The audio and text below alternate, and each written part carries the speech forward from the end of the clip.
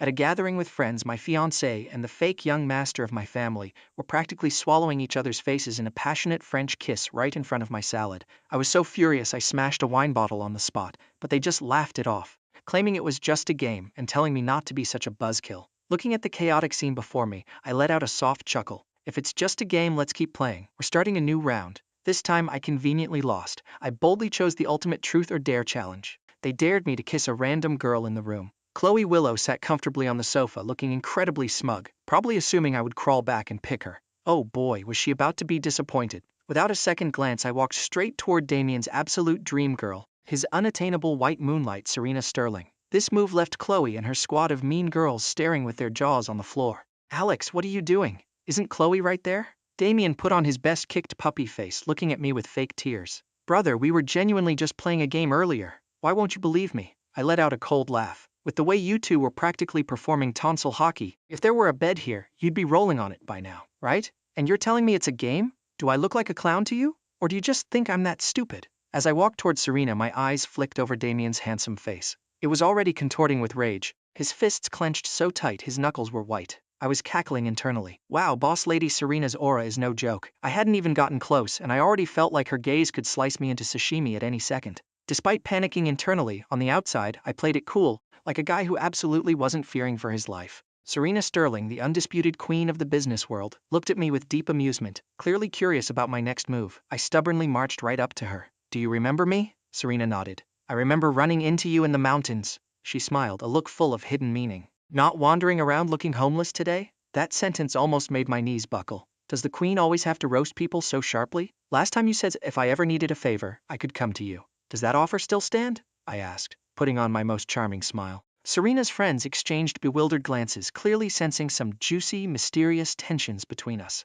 Chloe and her posse were dumbfounded. They definitely hadn't expected a country bumpkin like me to be acquainted with the head of the Sterling family. Seeing me casually chatting up his goddess, Damien's face turned a spectacular shade of green. I could guess exactly what he was thinking. How does a hillbilly fresh out of the mountains have the right to breathe the same air as Serena Sterling? Serena set her wine glass down and beckoned me over. I stepped closer. Looking at this flawless face up close, I couldn't help but fanboy in my mind. Damn, her eyelashes are so long. What kind of skincare routine gives you skin this good? What do you need my help with?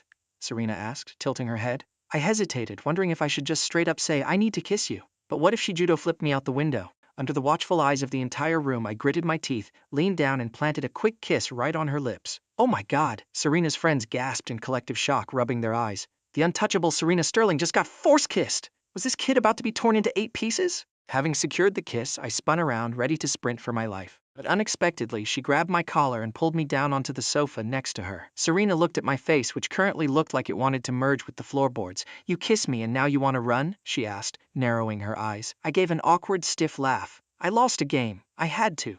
Seeing that she was visibly unimpressed with this excuse, I scrambled to explain. I don't even like that terrible girl anyway. Whoever wants her can take her. How could she ever compare to a queen like you? Serena chuckled. So you like me? Looking at her stunning face. I nodded furiously like a woodpecker. Who wouldn't like a gorgeous villainous best boss? Rumor has it her figure is an absolute hourglass masterpiece. I wonder if it's true. Serena's smile turned dangerous. It turned out she had just confirmed that she could hear my inner thoughts. She reached out and flicked my forehead hard. You little wolf cub. Kissing me was one thing, but now you're lusting after my body? I looked at her, entirely unrepentant. I am purely admiring you from an academic standpoint. It's not lust. As a result, my academic admiration comment made her spit out a mouthful of her drink. She quickly waved her hand. You two, carry on. Chloe, her face dark as a storm cloud, stomped over and glared at me. Alexander Wood, what do you think you're doing? Get over here right now. Suddenly feeling the courage of a lion, I wrapped my arm around Serena's neck and blinked innocently. Miss Willow, it's just a game. Why are you so mad? I haven't even performed a French kiss with her in front of you yet. Instantly, Damien's eyes went red. Alex, you're taking this too far. Chloe and I were just playing a game. She's your fiancé. There is absolutely nothing going on between us. I rolled my eyes so hard I saw my own brain, my voice dripping with sarcasm. Oh, so you do know Chloe is my fiancé? Then when you were playing tonsil tennis with her for a solid minute right in front of me, why didn't you think of that? Are you upset because I kissed your precious white moonlight? Do you want me to kiss her again just so you can die of a heart attack, you shameless two-faced drama king? Saying that, I audaciously turned and nipped Serena's lower lip. Serena supported my waist, looking down at me with a smirk. Alexander, has anyone ever told you that you have the audacity of a god? Without a second thought, I gently bit her lip again. Seeing her narrow her eyes and call me audacious, I thought to myself, who said the queen was a ruthless tyrant? She's clearly very gentle and easy to talk to. Seeing me kiss Serena again, Damien was so furious his eyes were bloodshot. He pointed a trembling finger at me. Alex, you shouldn't just grab a random woman to take revenge. What you're doing is wrong. Chloe's face was completely black. Alexander Wood. I'll say it one last time. Get over. Here. Sitting comfortably beside Serena, I played with her fingers and sneered. Who do you think you are? Don't forget I am your fiancé. Chloe gritted her teeth. I burst out laughing, stood up, walked right up to her and slapped her hard across the face. Smack! Damien screamed, grabbing Chloe's arm, frantically asking if she was hurt. Watching this touching melodrama, I couldn't help but slow clap for the soulmates. Chloe froze, then awkwardly pushed Damien away. But Damien looked at me with righteous indignation. Alex, why would you hit Chloe? Apologize to her right now and we'll pretend this never happened. Ha, the absolute sheer nerve, I mocked. Apologize and you'll let it slide? Without another word, I delivered a second, echoing slap to Chloe's other cheek. How's that for an apology? Did you like it? Chloe's friends finally snapped out of their shock, rushing to stand between us, questioning why I got physical. I looked at them coldly and began listing every single one of Chloe's greatest hits from the past few months. 3 months ago, while we were mountain climbing, she got a single phone call from Damien and abandoned me halfway up the peak. 1 month ago, during a torrential downpour, she dumped me on the side of the road because Damien had the sniffles, causing me to have a high fever for a week and almost giving me pneumonia. Every birthday, every Valentine's Day, the moment we get a second alone, Damien's phone call arrives precisely on time to drag her away. Serena frowned, her voice icy. No wonder you looked so pathetic when I found you in the rain that day, wearing a thin soaked shirt, covered in mud, barefoot and bleeding from the sharp rocks. One of Serena's friends chimed in. This kid looks like a polite scholar, but who knew he was actually a fire-breathing dragon?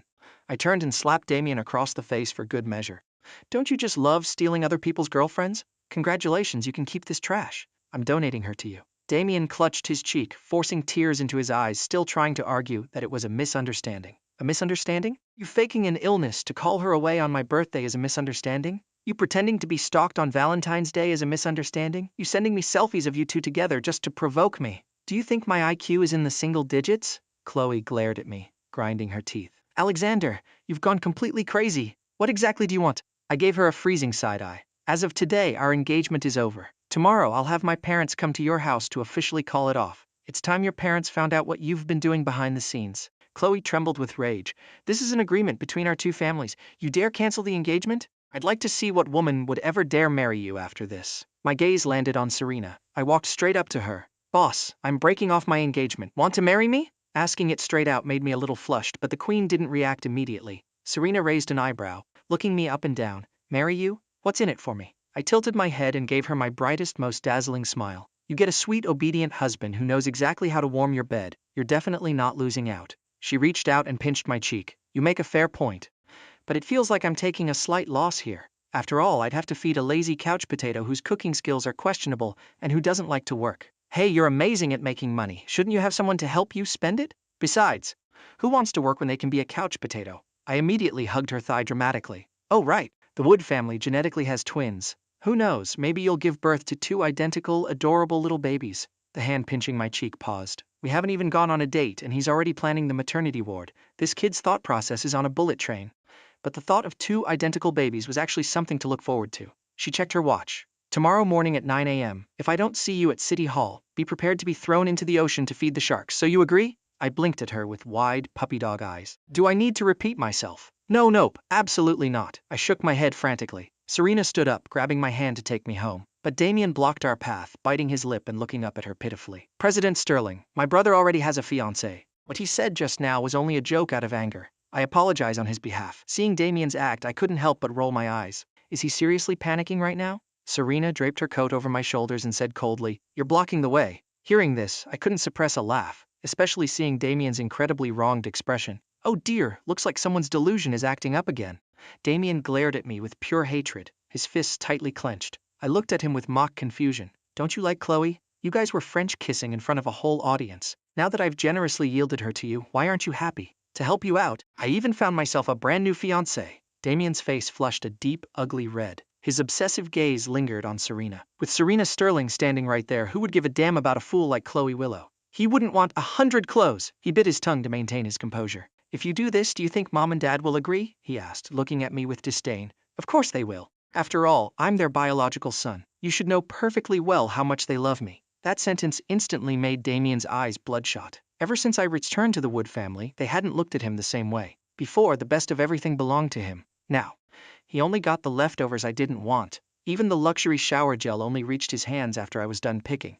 Now, whenever the parents brought gifts home, they only thought of me. When he tried to take something, Mother Wood would stop him, saying it was prepared to compensate me for all the years I'd lost.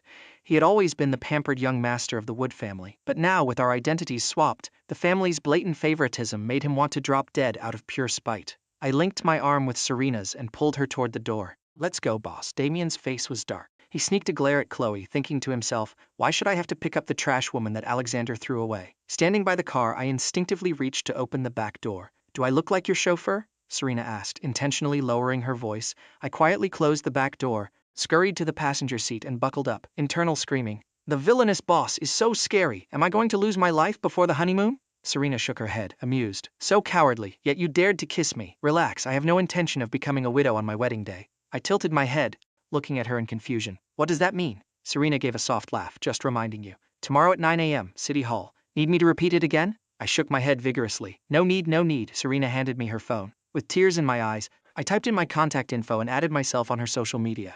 At the same time, Damien had chased us out. Seeing me already sitting in Serena's car and driving away, Chloe came out a step too late. Seeing Damien's furious expression, she asked, confused, "Damien, what's wrong?" Damien put on a miserable face. "Chloe, I need to go home first. What if my brother badmouths us to my parents?" Chloe hugged him, her face full of anger. "Even though we were slightly in the wrong this time, it's fine if he's a little mad. But don't worry, I won't let him bully you." Damien's eyes grew redder, acting fully victimized. "It was just a game. I don't know why Alex is making such a big deal out of it." Internally, Damien was smug, but outwardly he played the heartbroken saint. "You're his fiancé, but he's just a country bumpkin. He doesn't deserve you at all." Chloe's eyes filled with contempt, acting as if my arranged marriage to the Willow family was some grand act of charity.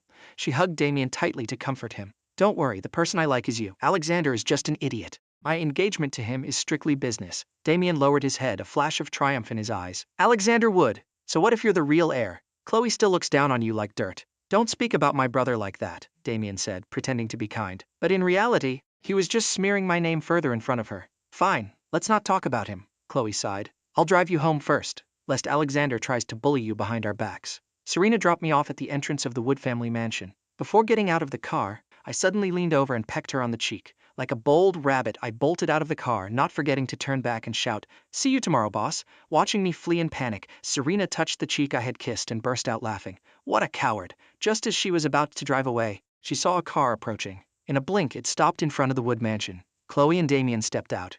Damien's eyes lit up, and he was about to step forward to greet Serena, but she simply stepped on the gas and drove off, leaving him eating her taillight dust. Damien bit his lip, overflowing with resentment. He genuinely didn't understand what he lacked compared to me. Why was I allowed to get close to Serena, while he was treated like a walking plague? Chloe walked up to him and asked with concern, "Do you want me to come inside with you?" Damien quickly shook his head. Until he successfully conquered Serena, he couldn't afford to lose his backup tire. As soon as I walked into the house, I was talking to my sister Victoria. Suddenly, I heard a voice filled with venomous hatred from behind. "Alexander, you bastard! Why didn't you just die out there in the mountains? Everything here was supposed to be mine." I turned around, locking eyes with Damien, who was standing at the door. He quickly lowered his head, but it was too late. That split-second look in his eyes screamed that he wanted me dead. "Home early? Afraid I'd tattle to Mom and Dad?" I taunted. At that moment, Victoria and my mother were just about to step forward to greet Damien. Suddenly, their expressions changed completely. They stared at me in absolute disbelief. Mother Wood realized I hadn't opened my mouth. Could that have been his inner thoughts? While the three members of the Wood family were reeling in shock, they heard news from my inner voice that completely shattered their reality. Turns out, Damien didn't just secretly find his biological parents a long time ago, but in the future, he colluded with Chloe to ruin the Wood family. He even hired a truck driver to run over my sister Victoria and disguised it as a drunk driving accident. Thinking about how kind Victoria is, only to be plotted against by this snake. My heart literally hurts. At this moment, Victoria's hands were shaking uncontrollably. She forced herself to stay calm. Mother Wood gripped her husband's hand so tightly that Richard Wood frowned. Seeing his wife's panicked expression, Richard gently patted her hand to comfort her, thinking, "These things haven't happened yet. We still have a chance to change our fate." Damien, completely oblivious to the sudden drastic shift in the room's atmosphere, was still planning his act. "I'll just pretend to be pitiful. These idiots will definitely soften their hearts." He immediately dropped to his knees, getting ready to launch his Oscar-winning performance. But I beat him to the punch. "Mom, Dad, I want to cancel my engagement." These words made Richard Wood freeze. He couldn't help but look up at me, his face full of shock. "What, Alex, don't you love Chloe?" I threw a glance at Damien. His face stiffened for a microsecond before his entire body became unnaturally tense. Cold sweat dripped down his back due to his guilty conscience. Yes, I said faintly, my voice carrying a suppressed edge. But she was French kissing another man right in front of my face today. And she had the nerve to say it was just a game. She's treating me like an absolute fool. At this point my voice choked up, and tears I had ready on standby started rolling down my cheeks. This sight shattered my mother's heart. My dad urgently asked, Alex, what exactly happened? Tell us clearly. No, that's not true, it really isn't. Seeing the Wood family glaring at him with pure fury, Damien panicked and started stuttering his defense. We were just playing a game. I swear it wasn't on purpose. But Richard Wood wasn't having any of his nonsense. Even if he couldn't hear my inner voice, he wasn't stupid. He exploded in anger. So the person kissing Chloe was you? Seeing the disgust on everyone's faces growing sharper, Damien frantically shook his head to salvage the situation. But I cut him off with a chilling tone. Not on purpose, huh? I sneered, casually waving my phone in the air. I just so happened to have a little surveillance video of the event. You wouldn't mind if I cast it to the TV, would you? What video? What nonsense are you spouting? Damien stared at me like he was looking at a ghost. All color drained from his face. His voice cracked into a sob as he begged Richard. Dad, I beg you, believe me, I was really just joking around with Chloe. But this time Richard Wood was utterly disappointed in him. He said coldly, don't look at me. If there's a video, play it. Let's get everything out in the open today. Wearing a highly provocative smile, I cast the video to the giant living room TV, and then, the living room plunged into a deathly silence. In the video, Damien was actively, enthusiastically participating. The triumph in his eyes practically leaked through the screen. He was wrapped around Chloe, smiling at her tenderly right in front of me. Finally, the two of them embraced and kissed passionately, completely ignoring my existence. To make matters worse, the video also featured their squad of friends loudly insulting me, calling me dramatic, mocking my pettiness, and advising me to be more open-minded. It was a masterclass in shamelessness. The moment the video ended, Richard Wood delivered a thunderous slap across Damien's face. Damien was knocked straight to the floor. He was speechless for a moment, clutching his face and staring at Richard in shock. Dad, you hit me? You still have the nerve to call me Dad? Richard's voice trembled. He pointed furiously at the boy on the floor. Did you not know Chloe is Alex's fiancée? You dare seduce her right in front of him, putting on a show to humiliate my son in public? What do you take this family for? No, Dad, it's not. Damien tried to explain, but he didn't even know where to begin. Mother Wood was even less polite. She yelled directly, you are disgusting. Are there no other women in the world? You had to go and steal your brother's fiancée? I watched the whole scene unfold without saying a word. Just then, a notification popped up on my phone. I clicked it. It was a new file sent by Serena. Another video. This video clearly showed Damien bringing Chloe to meet his biological parents. There were also multiple time-stamped photos of them frequently entering and exiting hotel rooms together. Mom, Dad, Serena just sent me another video. I think you'll want to see this one too. Saying that, I hit play. Sure enough, Damien, who was just about to argue back, saw the irrefutable evidence on the screen. His lips trembled, his face turned paper white, and he couldn't form a single word. I delivered the final blow. If you think any of this is deep-faked, feel free to take it to a forensics lab. If I faked it, I'll kneel down and apologize to you. One sentence blocked every single one of his escape routes. Richard Wood's chest was heaving with rage. Damien, since you've already found your biological parents, you are no longer a member of the Wood family. When we found our real son, I never once considered abandoning you. After all, we raised you for 20 years. And how do you repay us? By intentionally stealing my son's fiancée and publicly humiliating him. Mom, Dad, please don't kick me out. Hearing Richard tell him to leave, Damien completely panicked. He knew perfectly well that the Fang family, his biological family, couldn't hold a candle to the Wood family's wealth. Moreover, the Fang family only cared about profits. If he really went back to them, he knew exactly what his fate would be. He'd just be a pawn for them to exploit and sacrifice for business deals. He would get absolutely nothing. At this moment, Richard's voice was cold and resolute. I am not your father. Get out. Take your clothes. And don't even dream of taking a single penny of anything else. Damien's eyes brimmed with grievance. Looking at the Wood family's ruthless expressions, his tears fell. He bit his lip and sobbed, I'm your son too. Why are you treating me like this? His voice was full of anger, but Richard didn't soften in the slightest. He sneered. Just the fact that you stole your brother's fiancée, and the fact that you spend every waking moment plotting against him, isn't that enough? Richard continued. Actually, at first we didn't plan on kicking you out, but you just couldn't appreciate what you had. The video evidence is crystal clear, and you still have the audacity to ask why. Hearing this, Damien's face flushed bright red with rage. He shrieked at the top of his lungs. The video! You guys wanted to kick me out a long time ago, didn't you? Now you're just using this as an excuse to act like I've committed some unforgivable sin. His unhinged behavior only annoyed Richard further. He pointed straight at the door. If you don't want to pack your bags, fine. Get out right now! Stop polluting my eyesight! Damien's face went white. He realized that the designer clothes, luxury bags, and high-end watches he owned in this house were worth hundreds of thousands of dollars. How could he just leave them behind? He instantly dropped his aggressive attitude, forcing himself to look weak and pitiful. Dad, you raised me for over 20 years? How could you really just throw me away? Richard looked at him, trembling with anger. If you had remembered even a fraction of the gratitude for how we raised you, you wouldn't have bullied your brother time and time again, making me this disappointed in you. As soon as Richard finished speaking, I couldn't help but laugh sarcastically. Damien, even now you have the nerve to blame me? Think about it. What did I steal from you? You stole my entire life. My parents are my biological parents. I am the true son of the Wood family. Was it me who led your fiancée to meet your parents? Or paraded her around your friends, and you still dare to call yourself innocent? My words hit like a boulder in a lake, unleashing a tidal wave of fury in the Wood family's hearts. Richard frowned, his voice dripping with interrogation. Damien, 3 years ago, when you asked the Fang family for a business partnership on our behalf, had you already recognized them as your real family then? He paused, his eyes darkening as he realized something deeper. No, not just 3 years ago. If it was only 3 years ago, you couldn't have pulled off all these stunts for them. It must have been way earlier. Hearing this, everyone's blood ran cold. Richard laughed self-deprecatingly, his voice razor-sharp. My whole family has been playing the fool, sleeping peacefully while raising a traitor. Damien, you've really opened my eyes today. Damien's legs gave out, and he collapsed to his knees in front of Richard, grabbing his pant leg and crying for mercy. I really know I was wrong. Please give me one more chance, Dad. But Richard violently yanked his leg away, cutting him off. From this moment on, you are no longer my son. Whatever belongs to the Wood family, don't even think about taking a single dime. Richard left absolutely no room for negotiation. Panic consumed Damien.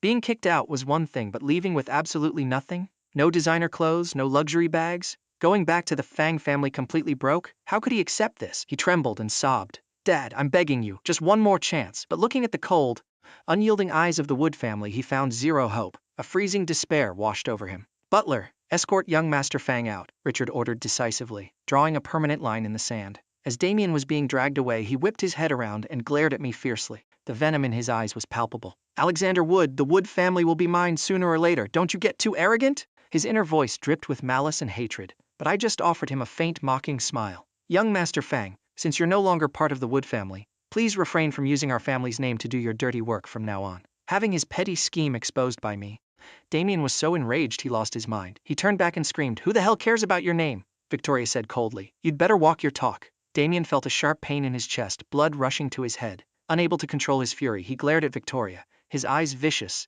as if he wanted to tear her apart. Victoria Wood, you bitch! I've been so nice to you and you dare treat me like this! If you refuse to be my premium simp, then you can go to hell! Damien's inner voice suddenly exploded in my head. I was stunned. If I hadn't been able to hear his thoughts, I never would have guessed he harbored such sick fantasies about our sister. He actually wanted Sister Victoria to be his lapdog, at his beck and call? I looked at Victoria awkwardly, wondering how to relay this horrifying information to her. Victoria noticed my gaze and immediately got goosebumps. "If you have something to say, just say it. Why are you looking at me like that?" I coughed awkwardly, not speaking, but my mind was racing wildly. Damien wants you to be his simp, do you know that? Damien is lusting after your body, do you know that? As my mind went into overdrive, the expressions on Victoria and my parents' faces suddenly froze. They stared at me blankly. Did they hear that right? Damien liked Victoria? No, he wanted Victoria to be his submissive lapdog? Victoria's eyes blazed with pure, unadulterated rage. Damien, you absolute creep. She suppressed her anger, walked over to me and said, "Little brother, if Damien ever bullies you again, you tell me immediately." I gave Victoria a very meaningful look. "Sis, you should be careful yourself. I feel like the way Damien looks at you is a bit creepy." I intentionally dropped the hint.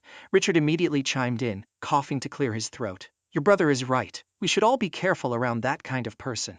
After everything that had happened, Richard saw right through Damien. The boy was a completely ungrateful parasite. No matter how well the Wood family treated him in the past, the second he didn't get his way, he would turn his back, despise them, and plot their ruin. Chloe was still waiting at the gates of the Wood mansion. Seeing Damien run out, looking completely lost and devastated, she immediately stepped forward and hugged him. "Damien, what happened? Why are you crying like this?" Damien buried his face in her chest, sobbing uncontrollably and refusing to speak. Chloe kept pressing him. "Damien, what exactly happened? Don't just cry. Tell me." "Chloe," Damien choked out. "What did I do wrong? Mom and Dad want to kick me out of the house." Hearing this, Chloe's anger exploded. Her face instantly darkened. She turned around, marched up to the front door and began pounding on it violently. "Alexander, get your ass out here right now." Hearing her screeching, I also vaguely caught the smug, calculating thoughts in Damien's head.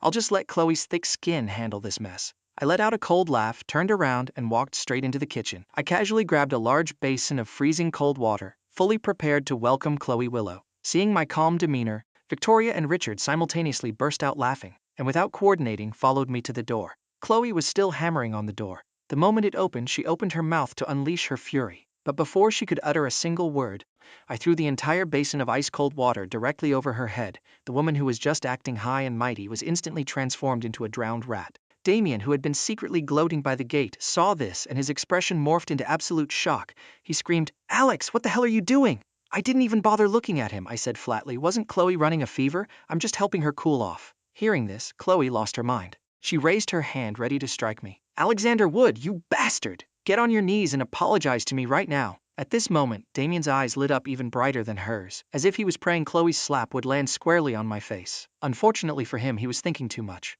I easily caught Chloe's wrist and delivered a brutal backhand slap to her face. I slapped her so hard, her head spun for a solid few seconds. She stared at me blankly, as if looking at a demon. Has Alexander completely changed? Where did the pathetic simp who used to follow me around begging for crumbs go? I rubbed my slightly stinging palm and smirked. "Your skin is really thick. Slapping you isn't even satisfying." Chloe trembled with rage. But seeing Victoria, my parents, and several burly bodyguards slowly stepping out of the house, she immediately lost her nerve. She didn't dare scream anymore, only cursing me internally. "Alexander, you piece of trash!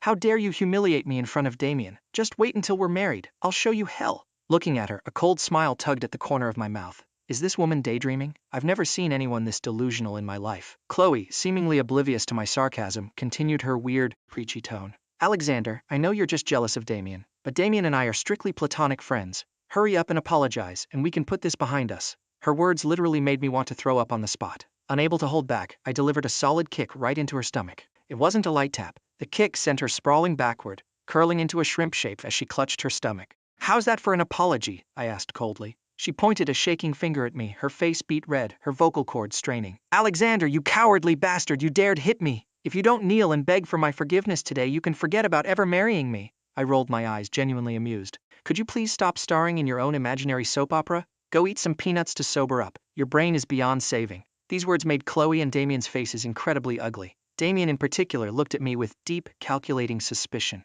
What's wrong with Alexander? Wasn't he just a lovesick idiot before? Why is he acting so out of character today? He secretly wondered what I had experienced, entirely unaware that I had been listening to his every thought. Chloe still tried to keep up her act, urgently saying to me, "Alexander, just apologize, and I'll forgive you." I sneered and replied with a single word, "Get lost." Since things had reached this point, there was nothing left to say. I looked at Damien, my tone lukewarm. "I've cancelled my engagement with Chloe. Are you satisfied now? From now on, you don't have to sneak around. You can openly take Chloe to meet your biological parents. It's no problem at all. But don't forget, you're no longer part of the Wood family. Stop using our name out in the world." Damien immediately panicked, his eyes brimming with tears. He turned to Richard and the rest, his voice filled with grievance. "Mom, Dad, do you really not care about me anymore?" Richard's face was ice cold, his voice even colder. "Don't call us Mom and Dad. We don't deserve to be your parents." Hearing this, Chloe immediately got defensive. She stepped forward, pulling Damien behind her. "Excuse me? Even if Damien isn't your biological son, you still raised him. How can you treat him like this?"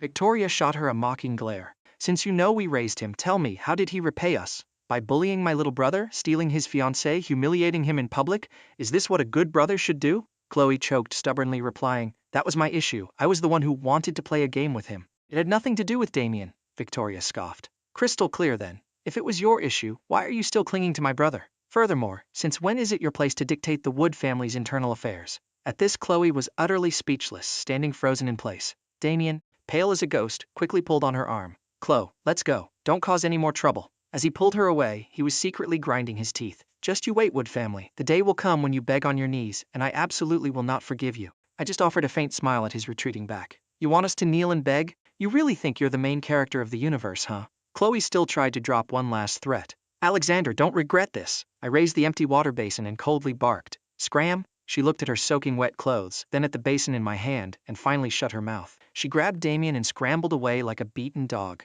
The moment the two of them left, panic immediately set in for me. Only one thought circled in my brain: how do I tell my parents that I'm going to register my marriage tomorrow morning? Before I could come up with a plan, all three members of the Wood family turned in unison, staring a hole through me. They looked at me like they were expecting me to magically bloom into a flower. Their intense gaze gave me goosebumps. I swallowed hard and asked cautiously, "Mom, Dad, why are you looking at me like that?" My sister Victoria ground her teeth together as if she had just chewed on gravel. "You're hiding something from us, aren't you?" I was about to shake my head, but on second thought I'd have to confess sooner or later. Might as well rip the band-aid off. "Let's go inside, and I'll tell you the results." Victoria huffed, turning around and walking straight in. My parents exchanged a glance and silently followed behind me. Once we were all seated in the quiet living room, I quickly broke the silence, my voice as small as a mosquito's. Haha, hypothetically, if I swapped brides, would you guys be okay with that? The moment the words left my mouth, my mother's eyes locked onto me like high beams. If she stared any harder, she'd burn a hole in my skull. If the girl had been right there, my mom probably would have grabbed a broom and chased her down.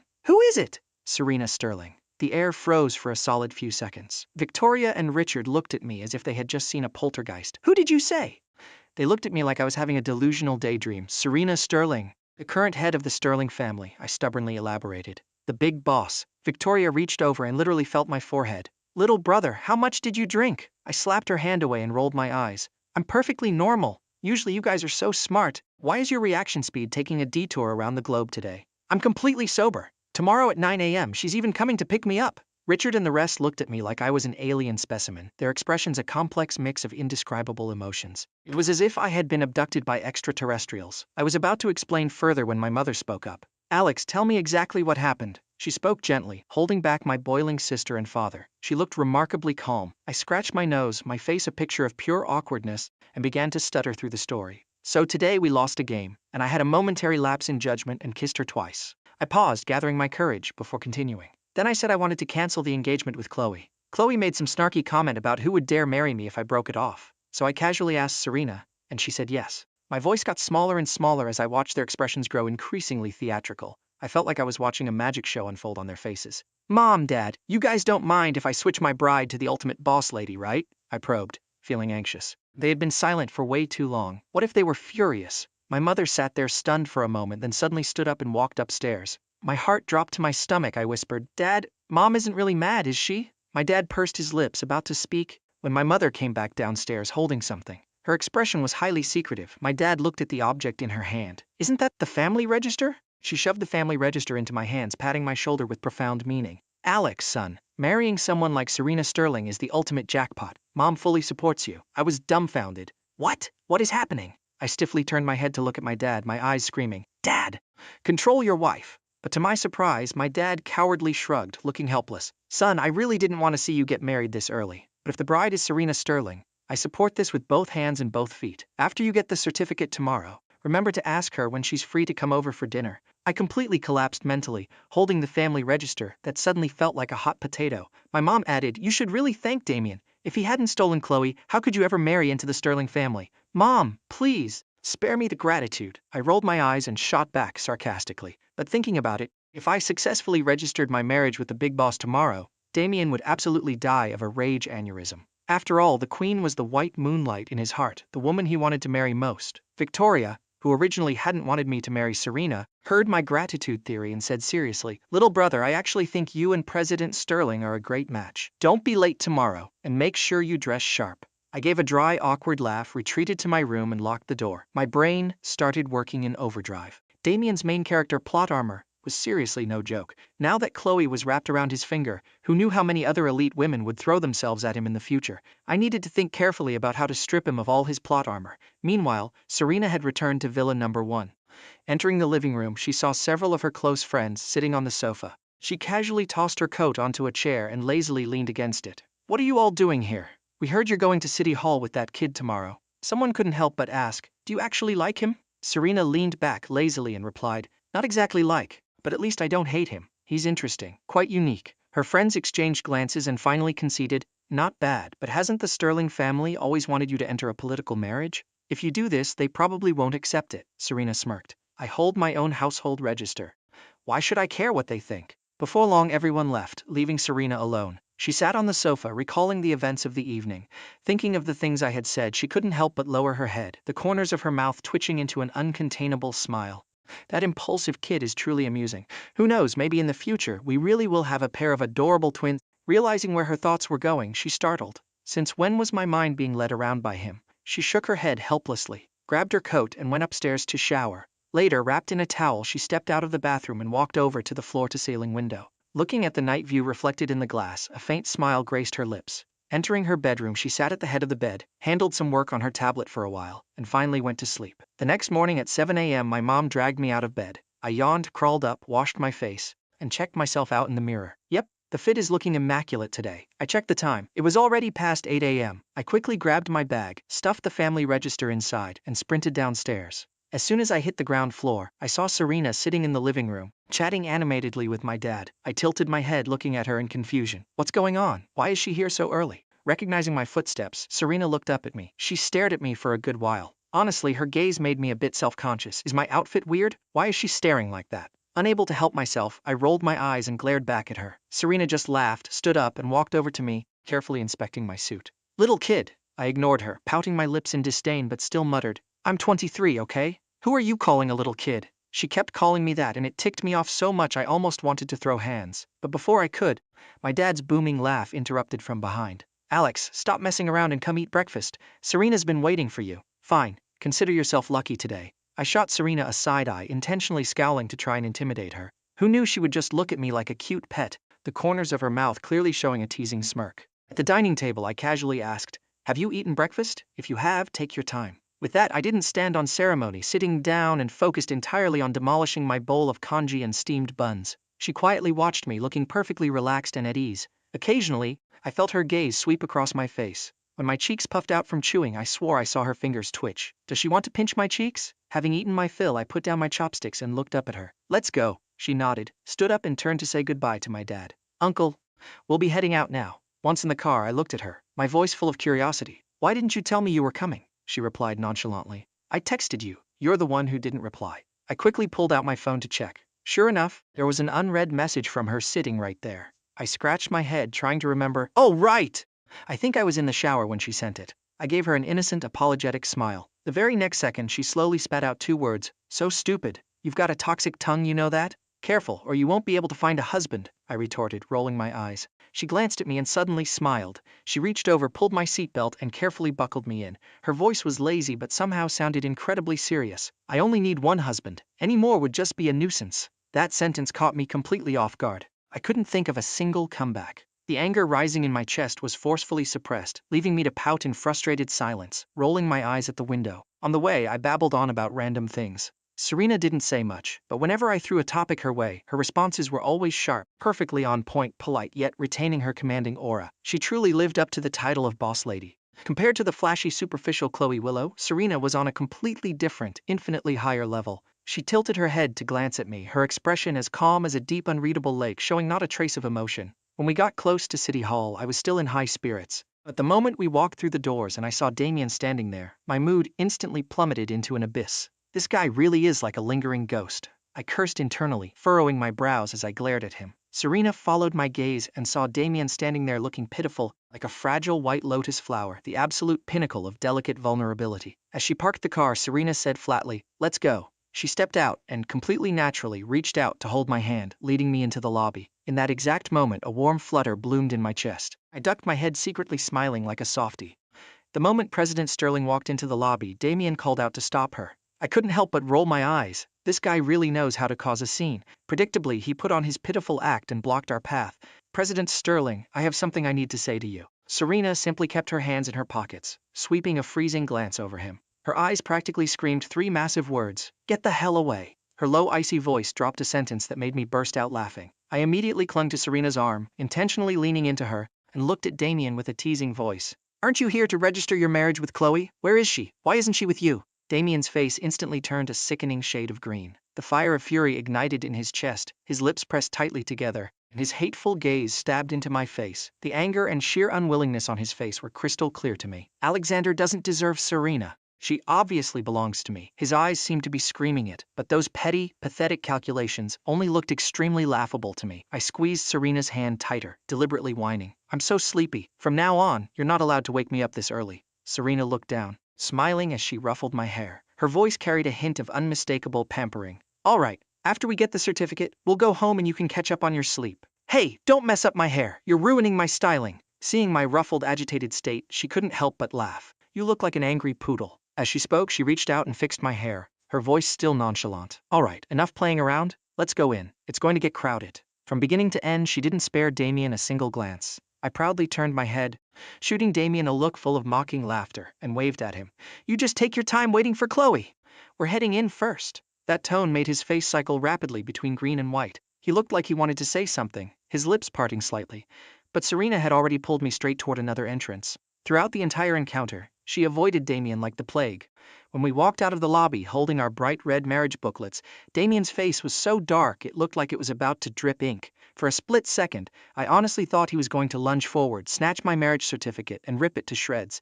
"Do you need to go back and pack anything?" Serena asked, breaking my train of thought. I stared at her, utterly bewildered. "Are you kidding me? I'm moving in with you and you can't even buy me some new clothes? You want me to go back and pack my old stuff?" Her image as the generous sugar mommy boss lady collapsed instantly. She paused, then pinched the bridge of her nose, her voice laced with exasperation.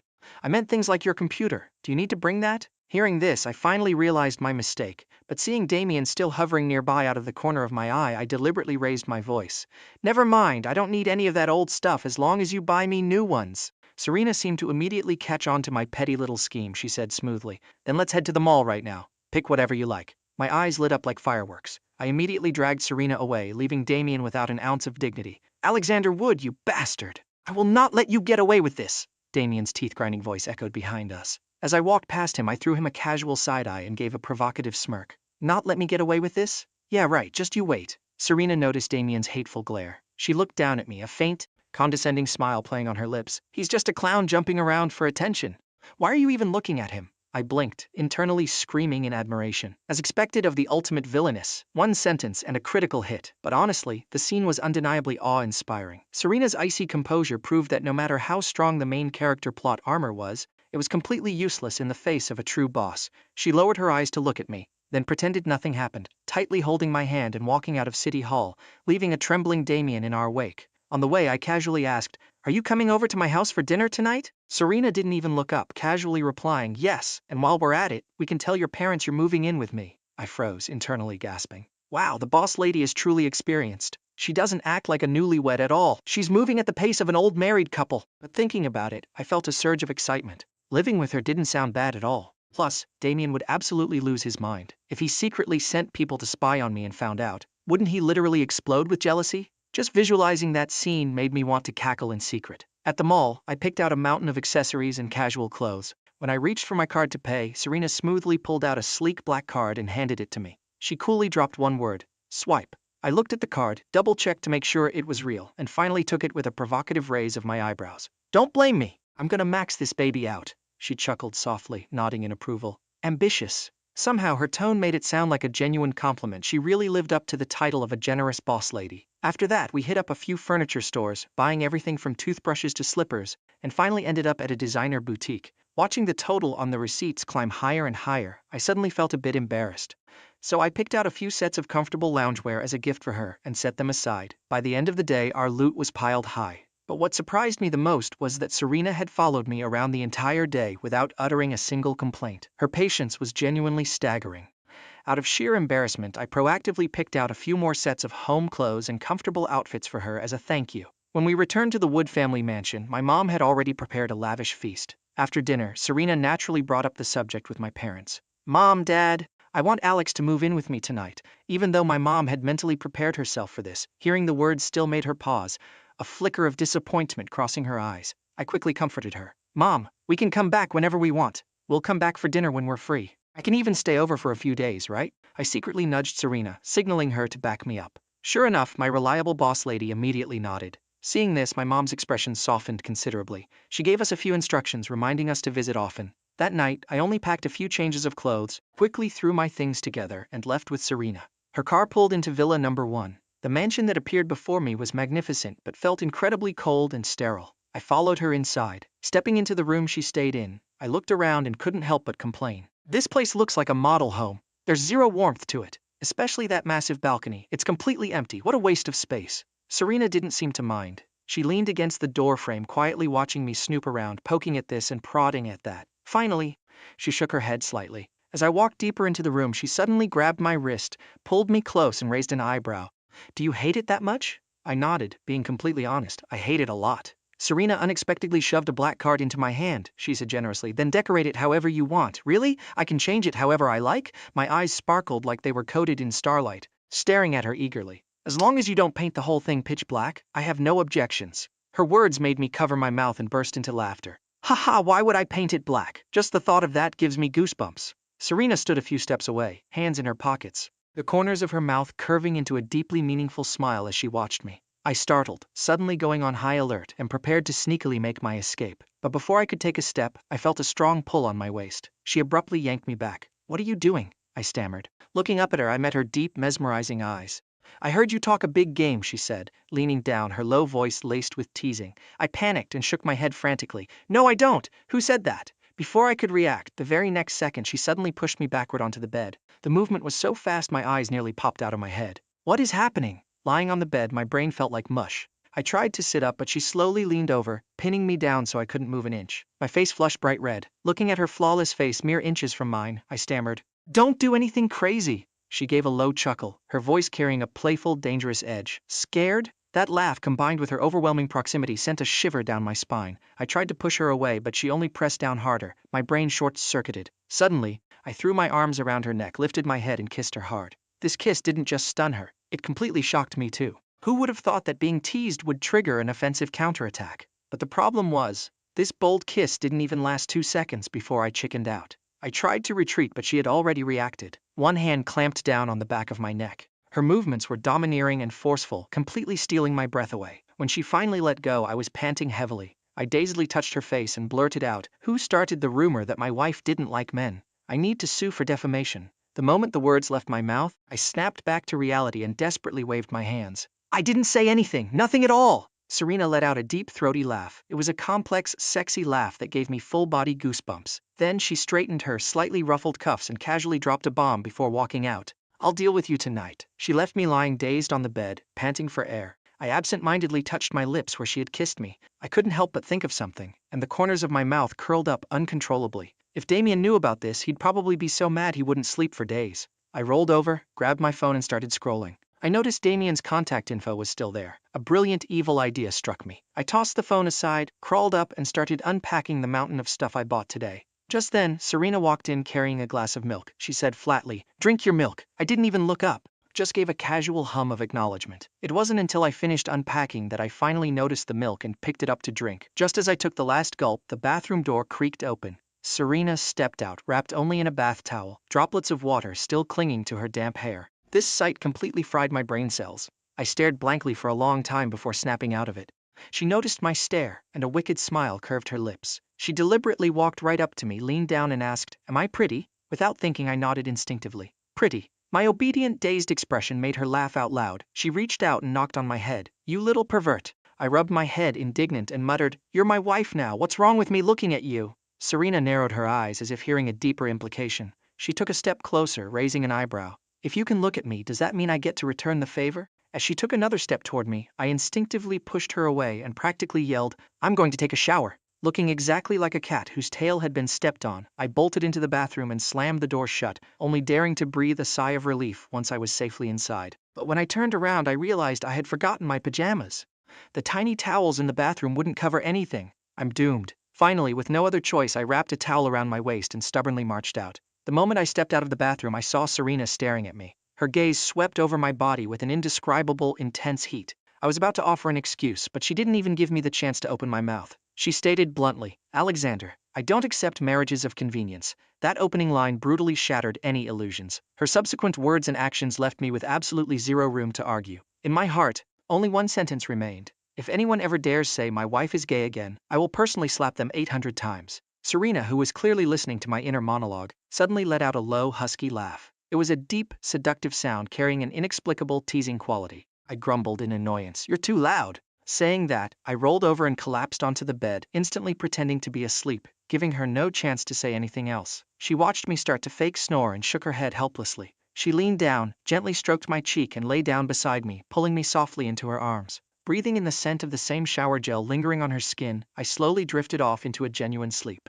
The next morning, Serena went downstairs. The butler was already waiting in the living room. She instructed casually, "He's still sleeping. Do not disturb him until he wakes up. Also, tell the kitchen to prepare a traditional Chinese breakfast." The butler nodded immediately. "Yes, miss." She left the villa, got into her car, and casually shot me a text. Upon arriving at the company, Serena's demeanor completely changed. She transformed back into the strict, ice-cold CEO who commanded absolute authority. The word intimidating seemed carved into her very being. The company employees, expecting their CEO to be the same as every other day, were in for a shock. They noticed that President Sterling seemed to have acquired some new accessories. As she walked past, several people began whispering frantically, "Hey, did you see that? On the CEO's neck! Oh my god, is that a hickey? Our CEO actually got claimed?" Serena entered her office and received her daily schedule report from her assistant. As usual, her assistant was clearly acting abnormal. Halfway through a sentence, the assistant's eyes kept darting to Serena's neck. Not to mention, the assistant was sneaking glances like she was studying a rare historical artifact. Serena finally lost her patience. She looked up, shooting her assistant a look of pure disdain. "Have you looked enough? If you have something to report, speak clearly." The assistant jumped, immediately lowering her head and dragging the topic back to work, not daring to ask a single question. During the executive meeting, the high-level managers also couldn't help but sneak peeks at her. Serena had zero tolerance for this. She tapped the table, issuing a freezing warning. "I called you all here for a meeting, not to admire me." That sentence plunged the conference room into dead silence. She swept her gaze across the room and continued, "The acquisition plan needs to be accelerated. The budget calculations must be precise. There will be absolutely no delays in any project's progress." With that, she stood up and left the room, picking up her phone to handle other matters. After the meeting, her phone rang. It was me. As soon as she answered, I yelled somewhat indignantly, "Serena Sterling, have you no shame?" She replied calmly, "You were the one who started it. I was so mad I wanted to smash my phone. Look at what I look like right now. Who's going to want to see me looking like this?" She let out a soft laugh. "Are you missing a chunk of meat, Alexander?" "Serena, I am your husband." Her voice was thick with amusement as she spoke calmly. "Why don't you take a look at my battle scars from today first?" Saying that, she snapped a picture of the most obvious bruise on her neck and sent it to me. Looking at the photo, I almost threw my phone across the room. A massive patch of blue and purple. But on second thought, I couldn't help but tease her. "Did you do this on purpose so I'd be too embarrassed to see anyone today?" Without skipping a beat, she replied, "You only have to see the butler today anyway. It's not like you need to meet a crowd." Hearing that, I calmed down, sat cross-legged on the bed, found the perfect angle, and took a selfie. I posted it to my Moments social media feed, with the privacy settings restricted so that only Damien could see it. Damien had just woken up, bearing dark circles from a sleepless night. He picked up his phone to doomscroll. Suddenly he saw my new update on his feed. With a swipe of his finger, he opened it. Seeing the picture, he was so enraged he slammed his phone onto the mattress, grinding his teeth. "Alexander Wood, I will not let you be smug for long." The thought of his untouchable white moonlight being with a guy like me caused him unbearable agony. His hands clenched into tight fists. He couldn't sit still. He had to let Serena know what kind of person I really was. Driven by this thought, Damien grabbed his things and headed straight for the Sterling Group headquarters to find Serena. On the way, he even bought a new phone and saved that specific photo to it. At the reception desk of Sterling Group, he held his head high and demanded, "I want to see President Sterling." "Excuse me, sir, do you have an appointment?" Damien frowned. "No appointment. I'm sorry, without an appointment, you cannot go up." The receptionist maintained a perfectly polite smile.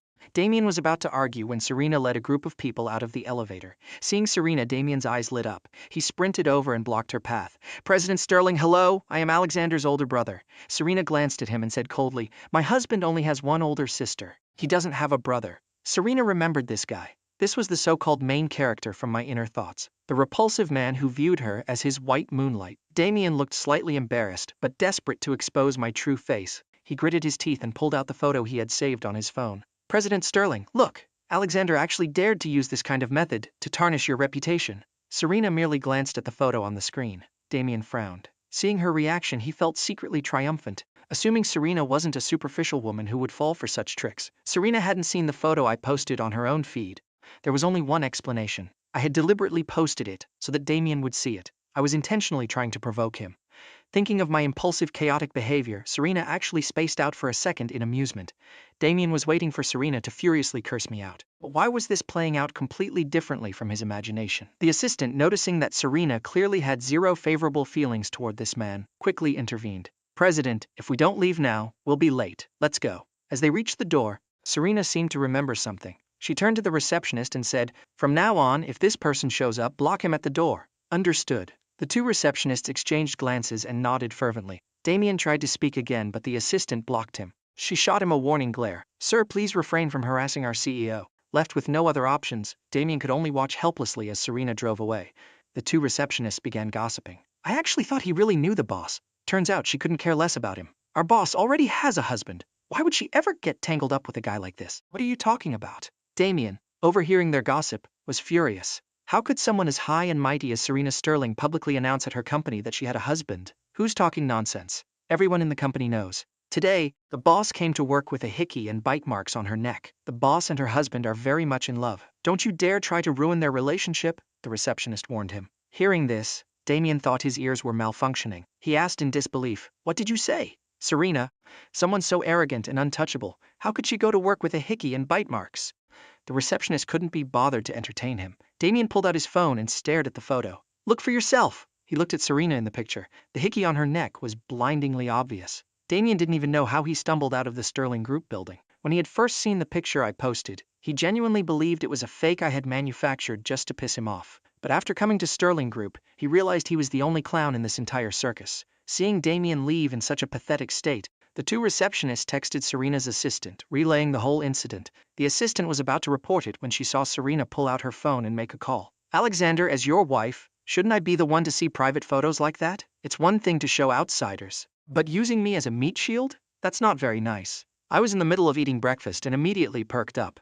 "Did Damien actually go to your company to find you? How else would I know?" I burst out laughing. "What's wrong with using my own wife for a little advantage?" Serena asked thoughtfully. "You don't regret this, do you?" "Regret what? Why would I regret it?" I found Serena's question incredibly strange. "What's done is done. What's there to regret? Damien is probably dying of anger right now. Remember what you said. I have a business meeting to attend." Hanging up. Previously, I hadn't thought much of it. After hanging up, I opened my contacts. Sure enough, Damien had sent me a barrage of nasty messages. The most frequent phrase was, "How can you be so shameless?" I sneered and leisurely sent Damien a voice message. "You went to my wife's company to look for her. Was it just to see how deeply in love we are?" That audio clip made Damien's eyes bloodshot with rage. "Alexander, what are you so smug about? Sooner or later, she's going to dump you, and you'll be left with nothing. We are legally married. Even if she really dumps me and we get a divorce, I still get half of her massive fortune." I understood exactly what Damien cared about most. Every single word I spoke stabbed him right where it hurt. Damien was so enraged he called me immediately. As soon as the call connected, he unleashed a torrent of curses. "Alexander Wood, how can you be so utterly shameless? She doesn't even like you." Facing an overly agitated Damien, I said brightly, "She is my wife. Alex, do you honestly think Serena likes you? She's just playing with you. At night, she shares a bed with me. I even hold her while we sleep," I said slowly. That sentence pushed Damien over the edge. Every vile insult in the dictionary spewed from his mouth. I just set my phone aside, letting him scream helplessly into the void. When the other side finally went quiet, I picked up the phone and said, "Damien, you like my wife, don't you? Too bad she has zero interest in you. Not to mention she's legally bound to me now. Tell me, if Chloe finds out you're constantly thinking about another woman, how is she going to react?" While provoking Damien, I didn't forget to sow discord between him and Chloe. "Alex, why do you always have to fight me for everything? Why didn't you just die out there?" Damien spat with pure venom. I fired back without hesitation.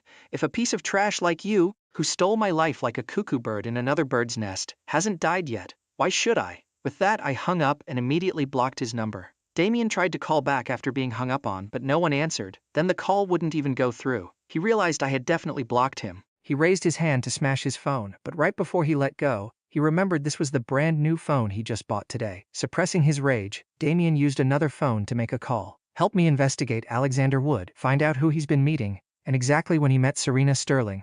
Receiving an affirmative answer, Damien hung up, feeling slightly satisfied. Before he could think further, his phone rang again. Seeing the caller ID, Damien felt a wave of disappointment. Why isn't it Serena? If the person who registered their marriage with Serena was him, how wonderful would that be? Even though he was obsessing over Serena, Damien didn't dare give Chloe the cold shoulder. Now that he had been kicked out of the Wood family, he could only rely on Chloe to maintain his standing in elite circles. Before completely capturing Serena, he couldn't throw away this spare tire. At least, not yet. "Damien, where are you? I'm coming to pick you up to meet someone." Chloe's voice sounded somewhat excited. Damien felt slightly annoyed, but he still replied gently, giving Chloe an address. About half an hour later, Chloe appeared before Damien. "Damien, didn't you want to act in movies? I contacted a director, and there's a role available for you in an upcoming film." Hearing this, Damien intimately took Chloe's arm. "Chloe, really?"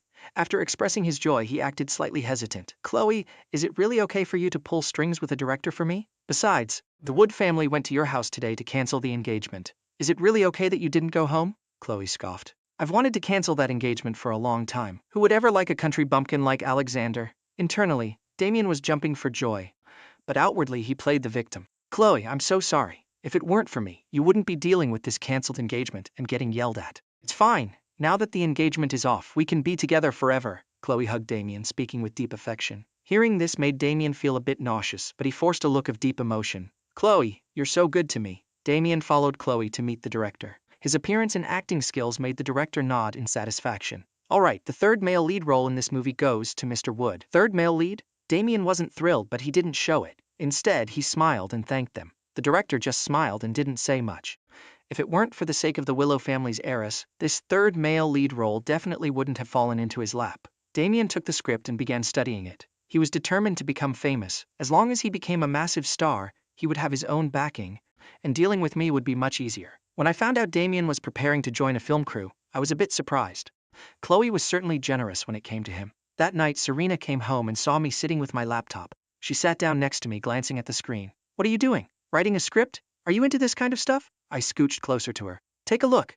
Serena skimmed the script and found it wasn't bad. "Do you want me to invest in it? What's in it for me?" I tilted my head, looking at Serena, and planted a loud kiss on her cheek. "Is this benefit acceptable?" Serena tilted her head to look at me, feeling like she was being bought far too cheaply. The boss lady is not easily fooled. If you don't agree, that's not going to work. Otherwise, I'll have to use my ultimate honey trap tactics. Hearing my inner thoughts, Serena began to look forward to it. She looked at me, eager to see exactly what I would do to convince her to invest. I rolled my eyes, pushed the laptop aside, and suddenly threw my arms around her neck. Looking deep into her eyes, I gently shook her arm, intentionally using a whiny, spoiled tone. "Wifey, please, I'm begging you." My pathetic, adorable act actually made Serena's heart soften a bit. But suddenly she said, "I believe I still have an unsettled score with you." Hearing this, I immediately remembered the stunt I pulled to annoy her earlier. She leaned down and dropped a light kiss on my cheek. "Call me wifey again. Let me hear it." I stared at her in shock. This person is a cold, ruthless CEO, not some harmless little shrimp. I quickly changed the subject. "I'm hungry. Today?" I didn't dare poke the bear anymore. I was genuinely hungry. Serena held back a laugh and pulled me toward our bedroom. Looking at the room that hadn't changed at all, she raised an eyebrow. "Didn't you say you were going to redecorate?" I rolled my eyes at her. With the state of my neck, I wasn't about to step outside just to get laughed at. Serena's eyes drifted to my neck, and she couldn't suppress a smile. She leaned in and gave my neck another light bite. I stared at her with wide eyes. Serena didn't argue. She just asked softly, "Using me to provoke that repulsive man, how should we settle that debt? Who told him to like you? If I don't use you to provoke him, who else am I going to use?" I answered righteously. Serena nodded, surprisingly not arguing. "Then it's not unreasonable for me to collect a little interest, is it?" I was about to say something, but Serena didn't give me the chance. I pinched her, pretending to be wronged. "You're so difficult, helping your own husband, and you still demand compensation? You're so stingy, and you call yourself a CEO." Serena grabbed my hand and kissed my knuckles lightly. "Your wife is a businesswoman, so I provide the funds, and your wife only accepts payment via the honey trap. The day after tomorrow, I'm going on a business trip abroad. Do you want to come with me?" Serena asked, wanting to take me along. "I'm not going." I suddenly remembered she still hadn't explicitly said whether she was investing or not. "You are my husband. What's mine is yours. Use the money however you like." After dinner, Serena led me out into the garden. Sitting in the gazebo, I continued writing my script while Serena read over my shoulder. This script was about a friend of mine from middle school. She had been severely bullied, leading to depression, and eventually jumped off a building to end her life. But the perpetrators, because they were minors, never received any severe punishment. Isn't it ridiculously funny? Thinking of that bright flower-like girl, I felt a wave of sadness. She just jumped, and those people just stood there and watched. Serena comforted me. The law is always improving. Those people will face justice. The next day, Serena and her assistant left for the business trip. Watching them leave, I was absolutely thrilled. Finally, she's gone. I can do whatever I want until she gets back. By the third day of her absence, the hickey on my neck had faded significantly in the mirror. I immediately kicked off my room makeover plan. I drove straight to the mall, picked out a new set of bedding, bought 2 giant beanbag chairs, a small coffee table, and a few potted plants. Returning home, I had the staff wash the new bedding. Suddenly, a man stood up and blocked my path. "Alexander Wood, you're casually redecorating President Sterling's room. Did she even give you permission?" I tilted my head, looking at him. A smirk played on my lips as I rested my chin on my hand, speaking slowly. "It's my wife's room. I can do whatever I want with it. She doesn't have a problem with it, so why are you jumping out to bark?" The word wife made his face stiffen. I called the butler over and asked, "Who is this guy?" The butler looked at the stubborn man standing there and rubbed his temples. "It's the son of Chef Thomas. Since when does a chef's son get to dictate what the master of the house does?" The butler glared at him in displeasure. I leaned back on the sofa, casually asking the butler, "Before my wife left, didn't she say that while she's away, I'm the master of her room? Whatever I want to do goes right?" The butler nodded immediately. "That is correct. Madame explicitly ordered that while she is away, Sir has full authority. She even specifically instructed us to assist you in redecorating the room." I looked at the man with interest. "So I'm curious. My wife said I'm in charge. Does this gentleman here refuse to recognize my status? Or does he refuse to acknowledge my existence altogether? The butler's expression changed instantly. Felix Jong is only staying here temporarily. Strictly speaking, he is not an employee of the Sterling family. What right does he have to speak to Sir like this? Call Chef Thomas here. Chef Thomas rushed out of the kitchen. After hearing what happened, he finally realized that this arrogant, ungrateful son of his had offended me. Felix, you said you didn't have a place to stay for the summer, so I begged Madam to let you stay here temporarily. What the hell are you trying to do? Chef Thomas was absolutely furious. Chef Thomas and Felix's mother had divorced early on. Back then, Felix chose to live with his wealthy stepfather and refused to go with him. Thomas had only taken his youngest son. He never expected that this brief reunion would cause such a massive disaster. Sir, I will have him leave immediately. I looked at the profound disappointment in Chef Thomas's eyes and said softly, Chef Thomas, don't stress. I know you're a good person, but there are some people you really need to be careful around. Don't let them drag you down. Thank you, sir. After I went upstairs, Chef Thomas looked at Felix with sheer disappointment. Pack your things and leave. Don't stay here anymore. I am not your father. Didn't you love your stepfather so much? Go beg him for money. Don't come looking for me ever again. Chef Thomas's heart was incredibly bitter. He thought that after all, blood is thicker than water, so he helped when he could. Who knew this kid would dare disrespect me and even harbor delusional intentions toward Madam? Truly a frog at the bottom of a well who doesn't know the vastness of the sky. Seeing his own father publicly side against him, Felix flew into a rage. Fine, I'll leave. Do you think I want to be in this dump? He angrily went back to his room to pack his bags, assuming his dad was just putting on a show and wouldn't actually kick him out. But he dragged his feet in the room for ages, and Chef Thomas never came to stop him. When he finally peeked out to check the situation, Chef Thomas walked in, face devoid of emotion. Finished packing? Then get out. Felix sneered, stuffing his things randomly into his suitcase and spat aggressively. Don't come crawling back to me in the future. Chef Thomas looked at him blankly. Working for the Sterling family, he made $30,000 a month with full benefits. His youngest son was brilliant, getting scholarships every year, and was incredibly well behaved, always offering to help the villa staff whenever he visited, earning everyone's affection. In contrast, Felix was lazy and rotten to the core. Good. Don't you ever call me again either. You were the one who said you hated me and never wanted to see me. The awkward silence that followed left both of them speechless. Felix glared fiercely at Chef Thomas, grabbed his suitcase and stormed out. The butler looked at Chef Thomas. Your son is bad news. Don't ever let him step foot in here again. I wash my hands of him, Chef Thomas stated firmly. It's good that you understand. Madam might not care about small things, but when it concerns Sir, no one dares to take chances. You handled this correctly, the butler hinted. By doing this, Thomas avoided angering me and implicating himself. The things I bought slowly arrived. The freshly washed bedding was also brought back. I had the staff set everything up on the balcony, directing them to change the sheets. I smiled in satisfaction. Not only that, but the rug was replaced, a sleek lamp and simple ornaments were placed on the nightstand. The once freezing, sterile room had become infinitely warmer under my touch. Finally, looking at the pitch-black curtains, I slapped my forehead. Almost forgot the most important part. I quickly called someone to swap them out. Once the curtains were changed, the oppressive black-white-gray aesthetic instantly felt brand new. I snapped a few pictures and sent them to Serena. How is it? Looks good, right? Over in Europe, Serena was working when her phone buzzed. Opening it, she saw a completely transformed bedroom and a selfie of me. She immediately regretted not taking me with her. She replied with a quick text and headed out. The CEO of the partner company still hadn't given a definitive answer, clearly trying to stall for time.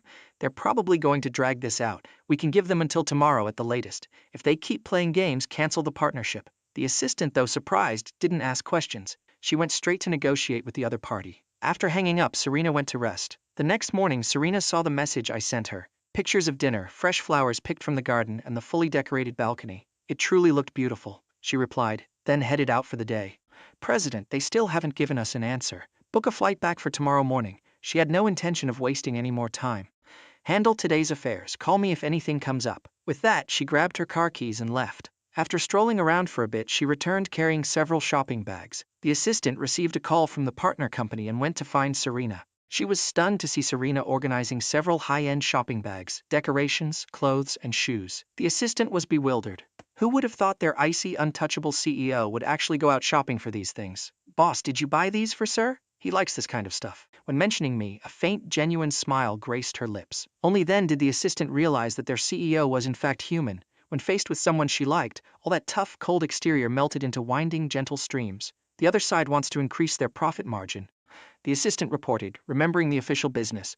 I told them that, per our original plan, we're heading back tomorrow. The partner company was absolutely certain that Serena would eventually yield for the sake of the business deal, but they were dead wrong. At that moment, in a luxurious European chateau, a man gently swirled red wine in his glass, asking the person beside him, "Any news from their side? Smith, you're dead meat this time." Serena Sterling just had her assistant book a flight back to China for tomorrow morning. A blonde, blue-eyed man practically leaped off the sofa, slamming his wine glass onto the table. "What did you say? They're backing out of the partnership." Serena's business presence in Europe was not to be underestimated. Even they had to tread carefully when dealing with her. She had come personally to negotiate, and Smith had the gall to try and extort her. How could she possibly back down? Smith was about to speak when his phone rang. Seeing the caller ID, his face drained of color and he hurriedly answered. "Smith, you have some serious nerve making things difficult for Serena Sterling. I worked my ass off to convince her to come to Europe, and you went and offended her, you absolute idiot." Before Smith could explain, the other side slammed the phone down. Smith stared blankly at his phone. It hadn't even been that long, and David already knew? The man next to him shook his head helplessly. "Smith, this is just the beginning." Sure enough, following David's call, Smith received over a dozen more. Every single one was from someone he absolutely could not afford to offend. Their objective was unanimous: force him to apologize to Serena Sterling. Judging by their tone, if he didn't apologize today, let alone the partnership, he wouldn't even be able to keep his own business afloat. "Do you know where Serena Sterling is?" To protect his empire, Smith had no choice but to bow his head. The man beside him handed over an address.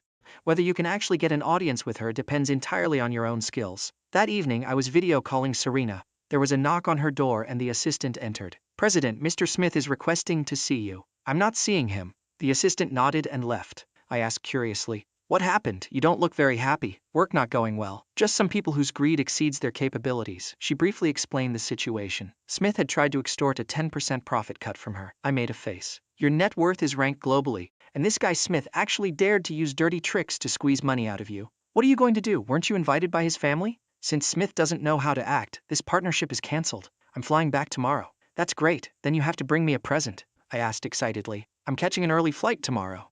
"What if I didn't have time to buy a present?" she teased, pretending to be regretful. I glared at her and immediately hung up the video call. Poking at my phone screen, I muttered, "Big hotshot CEO goes on a business trip and doesn't even buy her husband a present. 1-star review." She hadn't expected me to just hang up on her. She let out a helpless laugh, shook her head, plugged her phone into charge, and went to wash up for bed. Meanwhile, Smith lingered downstairs in the hotel lobby for a long time, but still couldn't get the assistant to allow him to see Serena. "Mr. Smith, our CEO is currently on a video call with her husband. I'm afraid she cannot see you." Smith was furious but didn't dare show it. "I can wait a while," the assistant smiled politely. "Mr. Smith, our CEO has already decided to take the earliest flight back to China tomorrow morning." Panic set in. Smith hurriedly said, "We can sign the contract right now." "Smith, we cannot meet the conditions you proposed. Therefore, there is no need to sign this contract." Smith's face was incredibly ugly. Seeing that the assistant was impervious to both hard and soft tactics, he had no choice but to leave for now. He ordered his men to keep watch, intending to ambush Serena the moment she stepped out.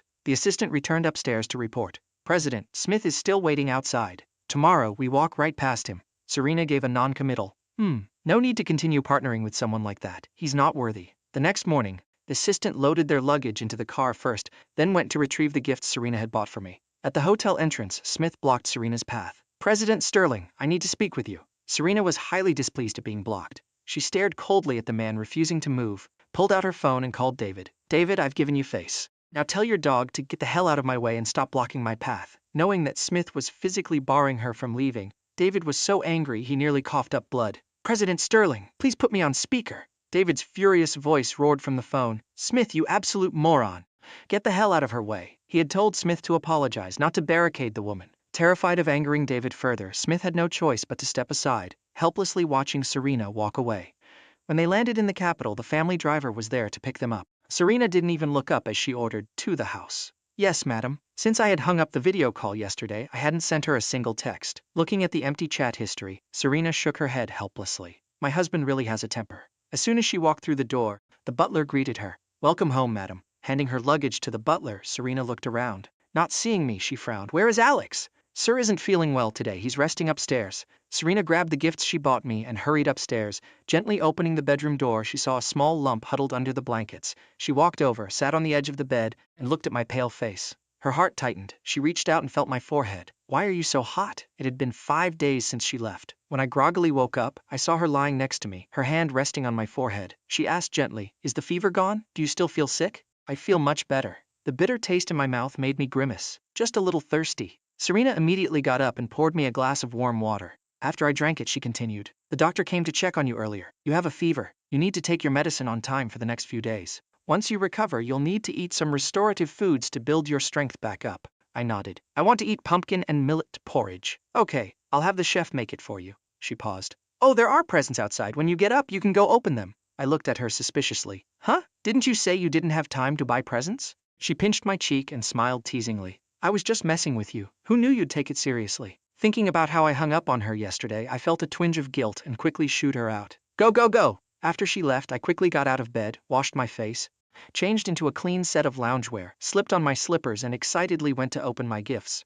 Looking at the exquisite shopping bags on the floor, I hauled them onto the sofa and slowly unpacked them. The clothes inside were exactly my style, but the highlight was definitely the Patek Philippe watch. It was absolutely stunning. Strapping the watch onto my wrist, I tidied up the rest of the items, then sluggishly went downstairs to find Serena. Seeing her sitting on the sofa, deeply focused on her work, I quietly snuck up behind her and wrapped my arms around her neck. I held out my wrist in front of her face. Does it look good? I thought to myself. If you dare say it doesn't look good, you're sleeping on the couch tonight. Serena paused her typing, turned her head to look at me hovering close by, smiled and nodded. I nodded in satisfaction and rested my chin on her shoulder, looking at her laptop screen. What are you busy with? Did a lot of work pile up while you were gone? Are you still feeling sick? Yeah, a little tired. My head's still a bit foggy, but way better than this morning. She immediately set her laptop aside and pulled me to sit next to her. Stop standing around. Sit here until it's time to eat. While waiting for food, I scrolled through my social media feed and saw an update from Damien. I frowned, suddenly remembering I hadn't blocked him on everything yet. Damien really had a talent for wrapping Chloe around his little finger. She was being used and didn't even realize it. Serena, who had resumed working, heard my internal commentary and grew slightly curious about the relationship between Damien and Chloe. Actually, Damien has always liked Serena. He never liked Chloe at all. Being with Chloe is just a backup plan because he can't have Serena. In the original plot, when Chloe's career reached its peak, he even tried to use Chloe's power to threaten Serena, wanting her to be his mistress. The result? Serena beat him to a pulp. If it weren't for some highly influential figure stepping in to beg for mercy, those two would have lost absolutely everything. That repulsive man wanted me to be his mistress? Serena internally praised herself. Truly worthy of being the ultimate boss lady. Her radar for identifying scumbags was maxed out. I tilted my head, looking at her focused profile. Suddenly, I wrapped my arms around her neck and planted a forceful kiss right on her lips. She was completely taken aback by my sudden display of affection, looking at me in confusion. What's wrong? Nothing, I thought to myself. This is a reward for my wife for having excellent scumbag detection skills. Amused by my internal reasoning, Serena set her laptop down and snuggled into my arms. Don't tease me right now. I mean, of course, you can tease me if you want, but you'll have to bear the consequences. I giggled and went back to scrolling through Damien's feed. Chloe had secured the third male lead role for Damien, and he wasn't even mad about it. Serena leaned over to look. I don't like him. Want me to have him replaced? I shook my head decisively. No need. This movie isn't going to air anyway. In the original plot, after this movie finished filming and went through post-production right in the middle of massive promotional campaigns, the lead actor got hit with a massive scandal and went to prison. The entire movie was shelved. Not only that, it lost over 100 million. 10 million of that was Chloe's money. Thinking about Chloe losing so much cash over Damien makes me want to laugh out loud.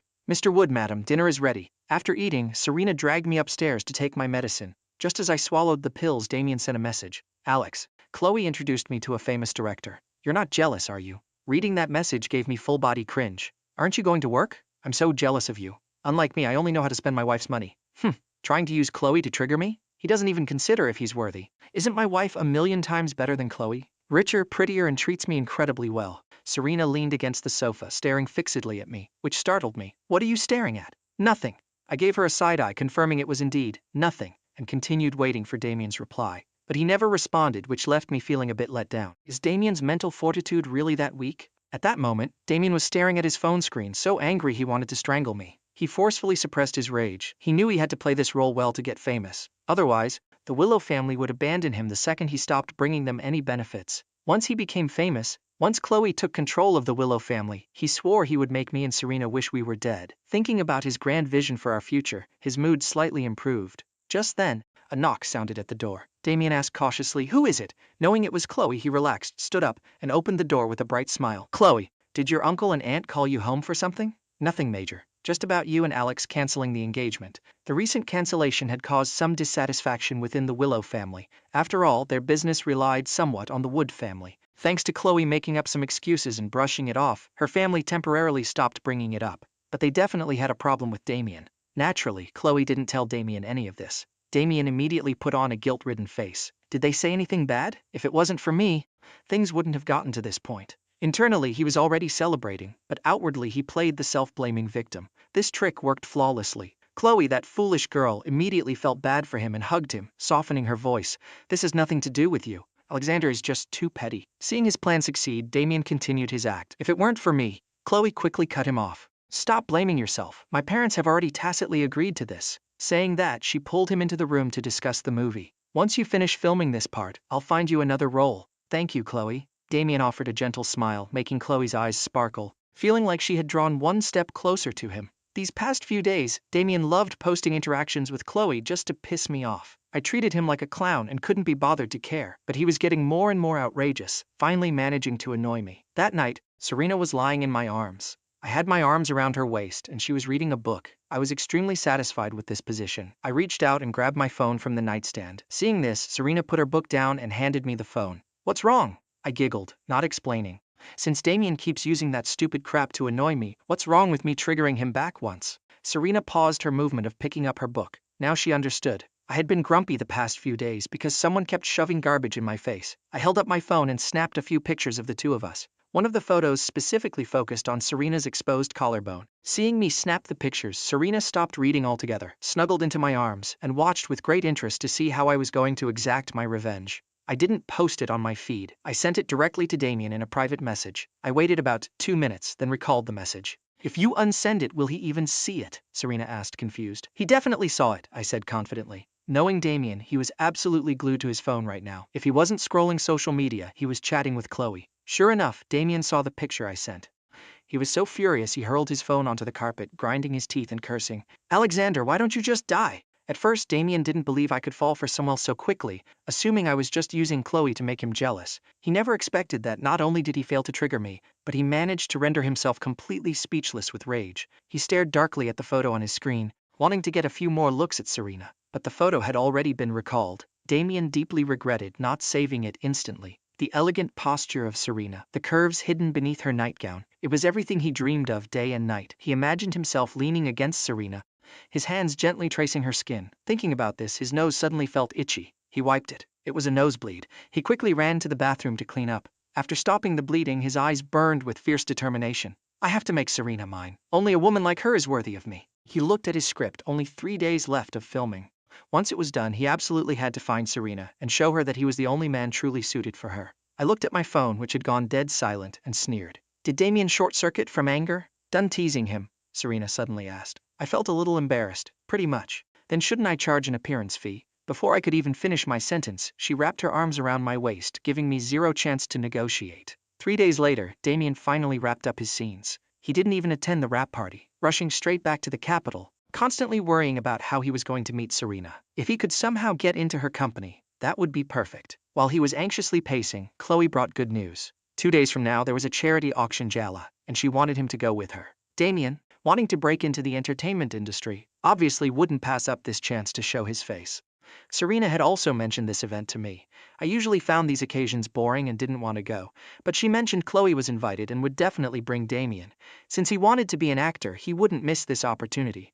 Hearing that those two were going, my enthusiasm skyrocketed. I hugged Serena. Wifey, I'm going too, internal thought. I need to go see exactly what these two clowns are plotting. Serena was immediately intrigued, guessing that I'd be able to hear Damien and Chloe's inner monologues. This is going to be fun. While we were happily preparing for the charity gala, Damien had indeed been invited by Chloe. Chloe, if I go, won't your family be upset? Damien played the hesitant card. Don't worry about them, Chloe replied dismissively. Damien thought to himself, if it's a charity gala and she asked me to be her +1, they can't exactly control who she brings, right? He immediately put on a look of sheer adoration, which Chloe immensely enjoyed. She held Damien's arm and said, there will be a lot of important people at this auction. I'll introduce you to a few.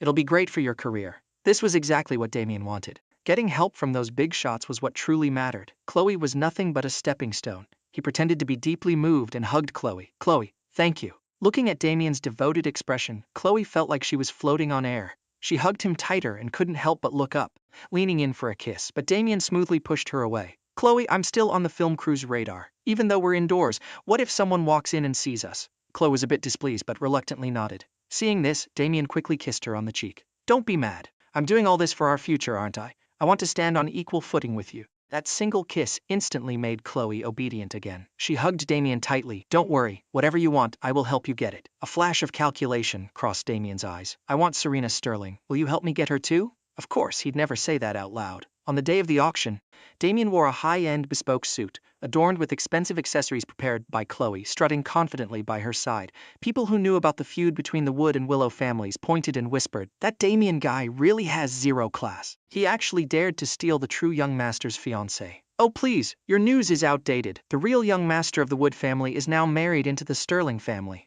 That person is 100 times better than Chloe. Willow. Damien, with his arm around Chloe's waist, heard these whispers. His face turned incredibly ugly. These loud-mouthed idiots. How dare they say these things right to my face? Chloe didn't argue with them. She simply walked past, dropping a cold sentence. The one who isn't loved is the third wheel. Damien and I are true love. Serena and I had just arrived at the auction hall and happened to hear this grand declaration. I couldn't help but let go of Serena's hand and slow clap for Chloe. Bravo, beautifully said. So this is your excuse for hooking up with Damien while we were still engaged? The moment I spoke, all eyes in the hall turned toward us. Someone asked curiously, Young Master Wood, what are your thoughts on this situation? What thoughts could I possibly have? Naturally, I wish this pair of despicable scumbags a lifetime of happiness together. Please, lock yourselves together forever, and don't go back out into the world to harm innocent people. Damien immediately put on his victim face. Brother, I know you have a prejudice against me, but you can't just what? I cut him off. While Chloe and I were engaged, you colluded with her, sent me photos and videos to provoke me, and now that I'm wishing you well, you're upset? Talk about bad luck. I honestly couldn't stomach his constant victim act. Ever since I returned to the Wood family, he played the pitiful martyr every single day, acting as if I was bullying him relentlessly. The onlookers exchanged glances, completely unaware of this juicy backstory. Seeing the crowd's gaze shifting, Damien panicked and tried to defend himself. That's not true! He's slandering me! I couldn't be bothered to argue. I pulled out my phone and showed the crowd the photos and videos I had saved. Seeing the intimate scenes between Damien and Chloe, the crowd's faces contorted in disgust. Now they finally understood why the Wood family had severed ties with him. Do you need me to keep going? I asked with a cold smile. Damien had no rebuttal. He could only look at Chloe with pitiful, pleading eyes. Seeing her not reacting, he cursed internally. What a useless piece of trash. Can't you see Alexander bullying me? And you're not even helping. He then turned his pitiful gaze to Serena. President Sterling, my brother is truly misunderstanding me. My husband only has an older sister, no younger brother. Serena stepped up beside me, wrapping an arm around my waist and said coldly, furthermore, didn't you send all this trash to my husband yourself? I crossed my arms, smirking at Damien. The girl you spent 1,000 schemes trying to steal is standing right next to you. And you're already trying to seduce my wife? At this point, Chloe finally couldn't hold it in anymore. That's enough. You've already kicked Damien out of the house. What more do you want? Why are you so vicious? Being accused by an idiot actually made me laugh. Before I could open my mouth, Serena guided me toward the registration area, tossing a freezing remark over her shoulder. Arguing with a piece of trash whose head is full of tofu is a waste of breath. I couldn't help but cover my mouth and snicker. Keep talking, babe. I love listening to you. Hearing my internal cheering, Serena's lips curved upward. She shot a glance at Chloe. The Willow family is basically crippled now. To bring this kind of guy to a major auction and let him cause a scene. The surrounding crowd seemed to realize something, trying hard to suppress their laughter. This auction was a major event. Chloe bringing Damien here was pure career suicide. I blinked, asking curiously, Wifey, what are they auctioning off this time? A military-industrial corporate partnership project. Highest bidder wins. My eyes lit up, looking at Serena like I'd just discovered a treasure chest. So it's the military contract. I remember from the original plot, Damien tried to show off and completely botched it. In the end, the partner chose Serena. The funniest part is, he relied on his main character plot armor, and actually ordered Serena to hand the contract over to Chloe. He had no idea that in front of the ultimate villainess, plot armor is nothing but a cloud of smoke. He ended up getting physically thrown out. Thinking about what happens next makes me so excited. Can we get this show on the road? Hearing my thoughts, Serena frowned. What kind of idiotic stunt is that? Just because of some so-called plot armor, he dares to demand a massive contract and order me around? Does he think I'm mentally deficient? But suddenly, she was also quite interested to see how this main character couple was going to self-destruct. Damien had planned to play pitiful to win sympathy, but who knew Serena wouldn't even give him the time of day, and even publicly showed affection to me right in front of him. He clenched his fists, his eyes brimming with malice. Just wait until I help Chloe secure this contract. I'll make you beg on your knees. Hearing his thoughts, I made a weird face. You want the queen to beg on her knees? Your arrogance is as consistent as ever. An ignorant fool who knows nothing, daring to challenge the titans of the business world here? Who gave you this courage? The author of the universe? Let alone Serena, you couldn't hold a candle to any of the seasoned corporate sharks in this room. He actually wants to fight for a contract against the undisputed ruler of Wall Street? Serena pulled me closer and whispered in a low voice, husband, want to completely crush these ignorant fools who don't know how high the sky is? Her voice was so casual, like she was asking me about the weather. My eyes sparkled with anticipation as I looked at her, my gaze clearly spelling out 3 words. Can we please? Serena patted my head affectionately.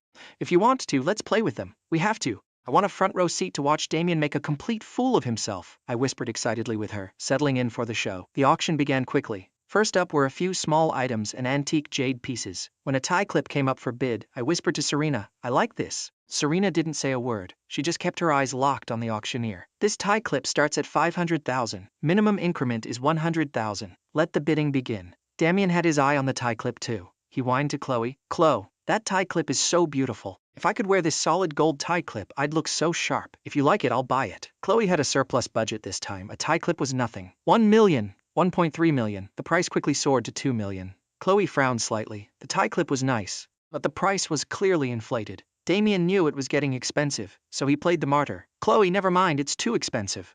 Despite his words, his face clearly screamed that he didn't want to give it up. Just as Chloe was about to speak, Serena's lazy voice rang out, 5 million. She couldn't be bothered with small increments. She just waited for the price to stabilize and went in for the kill. I was shocked and grabbed Serena's arm. What are you doing? 2 million was already a ripoff, and you just casually bumped it by 3 million. You're the husband of the head of the Sterling family. You can have whatever you want. Don't worry about the price tag.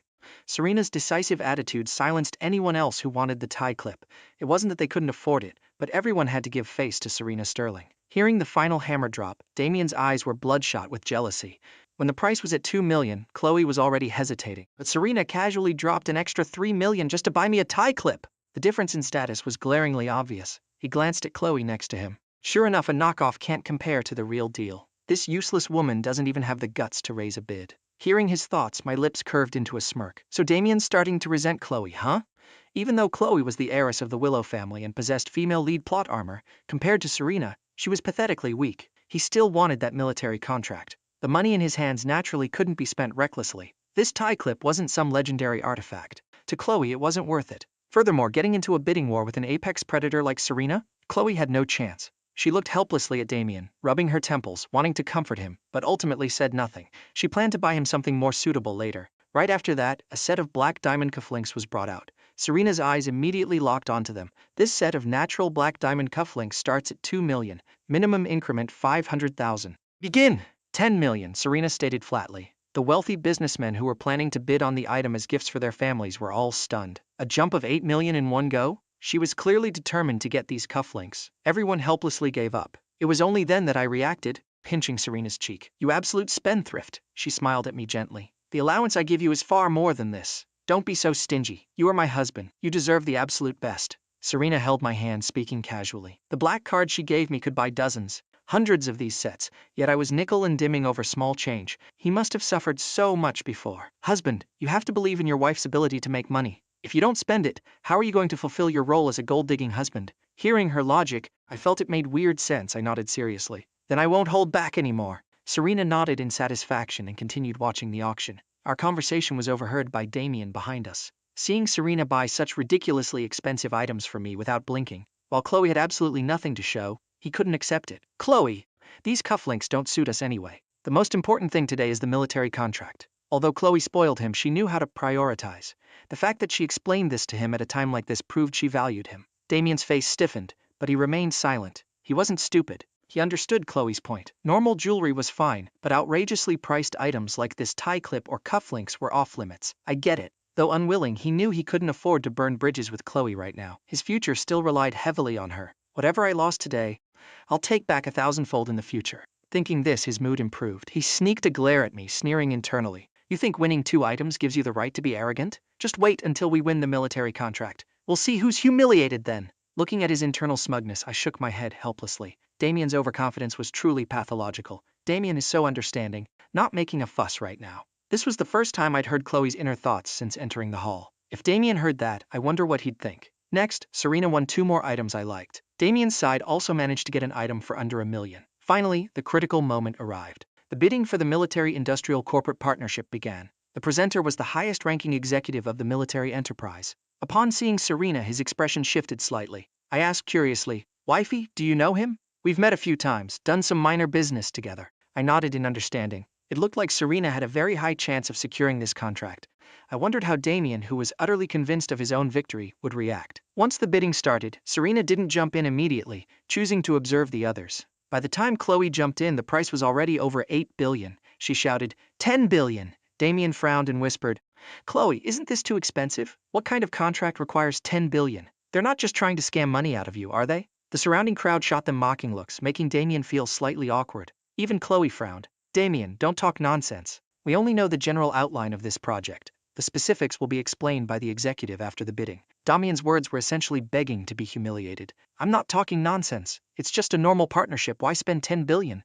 If they have that much money, why not give some of it to me?" The crowd's gaze toward Damien instantly turned freezing cold. Someone who despised Chloe shot him a look of pure contempt. "Chloe Willow, next time you come to an event like this, bring someone who knows how to keep their mouth shut." Having said that, the person intentionally raised their voice. Some people act like they know everything, but whenever they open their mouths, they just make absolute fools of themselves. The corporate executive on stage smiled. "If this gentleman believes we are running a scam, we can allow Miss Willow to withdraw from the bidding." Being called out by the head of one of the nation's top forces, Chloe was furious. She glared at Damien. "If you don't understand, then shut up. This contract is vital to the Willow family." Damien tried to justify himself, but Chloe cut him off. "Shut up. If you keep talking, I won't be able to bid at all." Damien immediately put on his victim act. Do you hate me now?" Chloe rubbed her temples, looking thoroughly annoyed. "Damien, now is not the time to discuss this. You're regretting this, aren't you?" Damien, completely ignoring the setting, stood up and pointed an accusing finger at Chloe. I watched this unfold with immense amusement.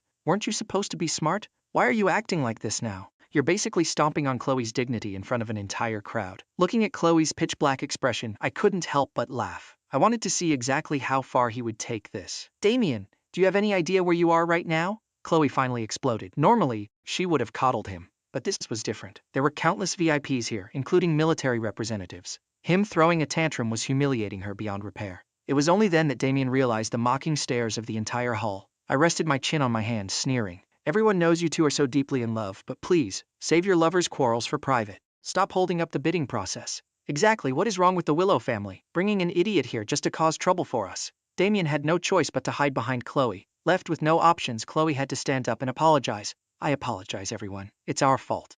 The crowd's attention returned to the auction. Damien breathed a sigh of relief and was about to say something to Chloe, but he realized she was completely ignoring him. He had to shut his mouth and lower his head. Just as he was trying to figure out how to coax her later, a familiar voice rang out. 50 billion! Damien whipped his head around and glared at me in pure disbelief. "Alexander, if you don't know what you're doing, butt out. Aren't you afraid President Sterling will be furious?" His voice dripped with hostility. I smiled faintly. "It's just the pocket money my wife gave me. I'm spending my own money. Are you going to micromanage that too?" My mind flashed back to the original plot. This auction was actually for a microchip research project. The final transaction price was 1.8 trillion. If I remembered correctly, half a year from now, domestic chip technology would experience a massive breakthrough. Serena's 1.8 trillion investment would yield profits more than 10 times over. Serena only had a vague understanding of the project, unaware it involved microchips. Her most lucrative businesses desperately needed a massive supply of chips. If it played out like the original story, once she partnered with the military enterprise, she would be the biggest beneficiary after the government itself. Serena shot a freezing glare at the meddling Damien,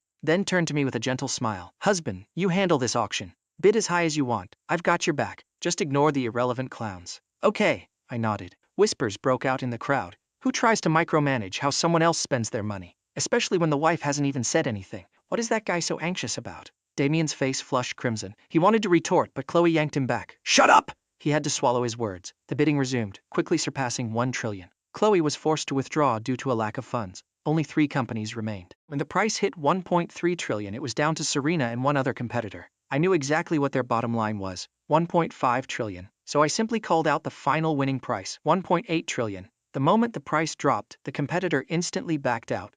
They didn't have the liquid capital to fight Serena. They could only blink helplessly as we snatched the prize piece of meat. Damien screamed, "Alexander, you're insane, Serena! Control him!" Serena frowned, her voice impatient. "Chloe Willow, leash your dog. Family matters are none of an outsider's business." The crowd in the hall couldn't hold back their laughter. This spectacle would be remembered for a lifetime. Damien's tears fell like broken pearls. He looked at Chloe pitifully. "Chloe, I just wanted to help you. I didn't mean it." Chloe only wished she had never brought him here. She couldn't fathom why he would say something so humiliating. Let's go. She didn't look back, walking away and completely ignoring Damien chasing after her. Damn it, Alexander, if it weren't for you, I wouldn't have lost control like this. Hearing his thoughts, I instinctively pointed at myself. Are you kidding me? You humiliated yourself and you're blaming me? I'm your scapegoat now? Is he actually brain dead? How is it my fault that you misspoke?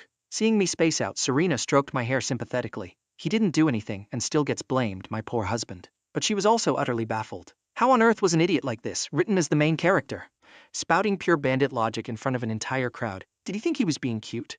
After today, Damien would be the laughingstock of elite society, dragging Chloe down with him. How does her husband even have the nerve to say these things? I thought about it seriously. Probably because he's always been coddled by women. Whenever he wanted something, someone would hand it to him on a silver platter. He probably assumed you were the kind of person who could be bought with a few sweet words too. Actually, Damien's biggest reliance was the women around him who couldn't bear to scold him. In their eyes, he was an innocent, naive puppy. He was clearly playing dumb on purpose, but he always acted like, I'm so silly, I'm sorry every time he did that. No matter how angry someone was, seeing his pitiful face made them hold it in. Unfortunately for him, this time he crashed headfirst into Serena Sterling, the ultimate apex predator villainess, a woman who had conquered Wall Street years ago. How could she possibly fall for a cheap trick like that? A minor character like Damien couldn't even make a ripple in her eyes. He probably thought that since there were so many people, you wouldn't be able to refuse him publicly. Serena rubbed her temples, sighing in exasperation. Do I look that easy to bully? In his eyes, are we both just rich idiots? I patted her shoulder, signaling her not to take it to heart. Serena held my hand, her expression slightly peculiar. We've got the contract. Let's pick up our auction items and go home. We retrieved the jewelry we won and prepared to leave. As we approached the exit, we saw Chloe and Damien arguing loudly. Chloe, what do you mean? Wasn't I just trying to help you? Damien cried out, playing the victim. Obviously, Chloe had told him how important the contract was, so he went to beg Serena for it. Why was it his fault now? For the first time, Chloe felt like she didn't understand the man standing in front of her. What exactly is your relationship with Serena Sterling? Damien froze, shaking his head slightly. He had only met Serena a few times. There was no actual connection. Is a business contract just something you give away for free? Chloe was speechless. That's a contract Serena Sterling paid 1.8 trillion for. You have no connection to her. So how did you have the nerve to ask her to just hand it over? Do you have any brain cells at all? How could you say something like that in front of a massive crowd? Chloe was dying of regret for bringing Damien to the auction. She could already picture her family's reaction when she got home. They already disliked Damien, and now that he had caused this disaster, she didn't know how long it would take to explain herself. Their engagement seemed more impossible than ever. Damien's tears flowed freely. I really just wanted to help you. Damien, could you please think before you speak? Now look what's happened.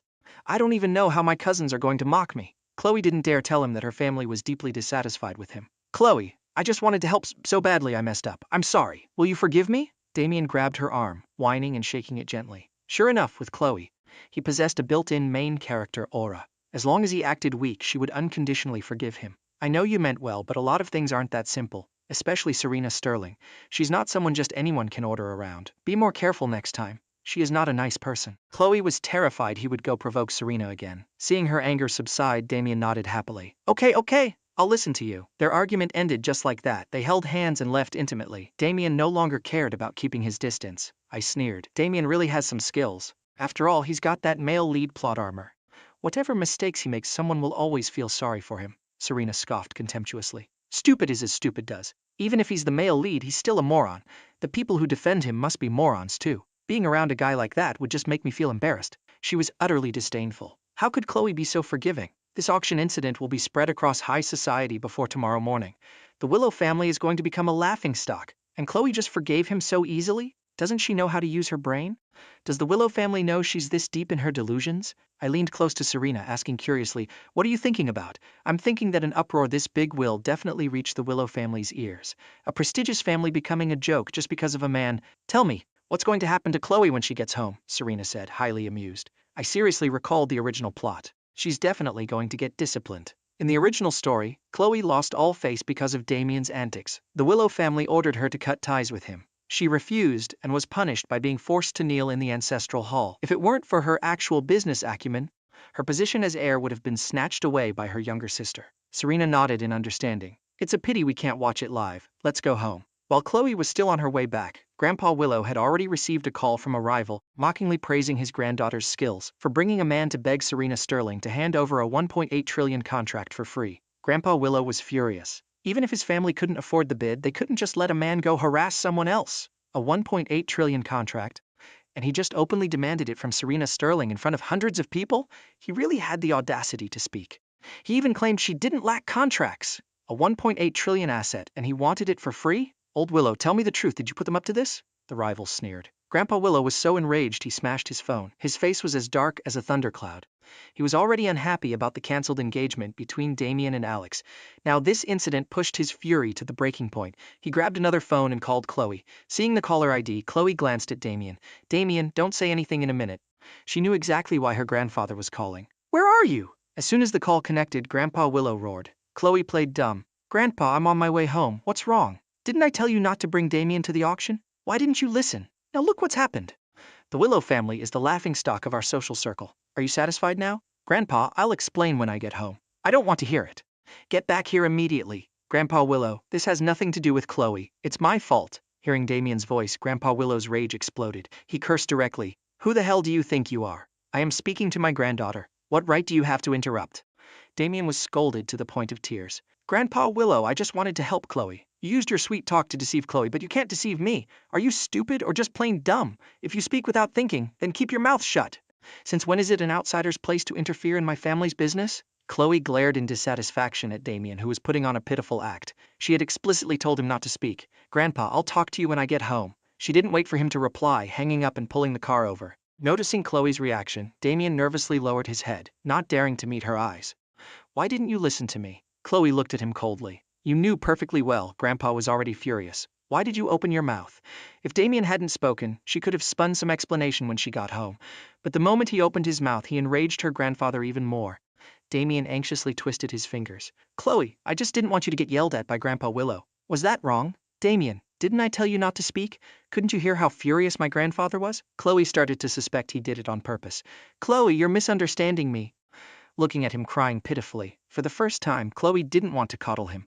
Does crying solve the problem? Can you stop playing the victim every time you make a mistake? Your 2 sentences could literally cost me my position as heir. Do you understand that? Chloe gritted her teeth in anger. Damien panicked. It's not that serious, is it? Not that serious? Do you think my life in the Willow family is easy? My cousins are just waiting for me to slip up, and now you've handed them an opportunity on a silver platter. Damien awkwardly wiped his tears. Then, what can I do to help you? Don't do anything. Stop interfering in my business. And stop thinking you're being clever by doing things you think are good for me. Damien, if you cause trouble again, I truly won't be able to protect you. Chloe hadn't wanted to say these harsh words, but seeing him so clueless, she had to make it clear. Damien was stunned. What do you mean? Ever since my engagement with Alexander was cancelled, Grandpa and the rest of the family have been incredibly dissatisfied with you. They even told me to cut ties with you. I've gambled all my chips, my entire future, just to protect you. And look at what you've done today.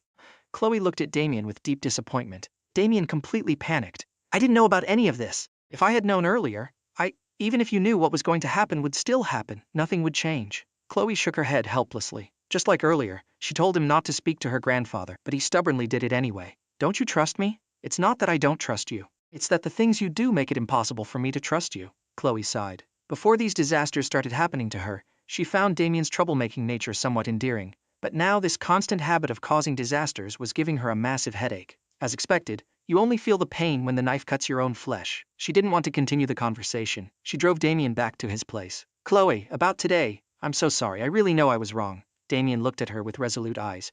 If you need me to explain things to them, I absolutely will. Chloe's hands paused on the steering wheel. No need. She was terrified that if he went to explain, she'd be kicked out of her own family. Damien wanted to say more, but Chloe had already driven away, leaving only her receding taillights.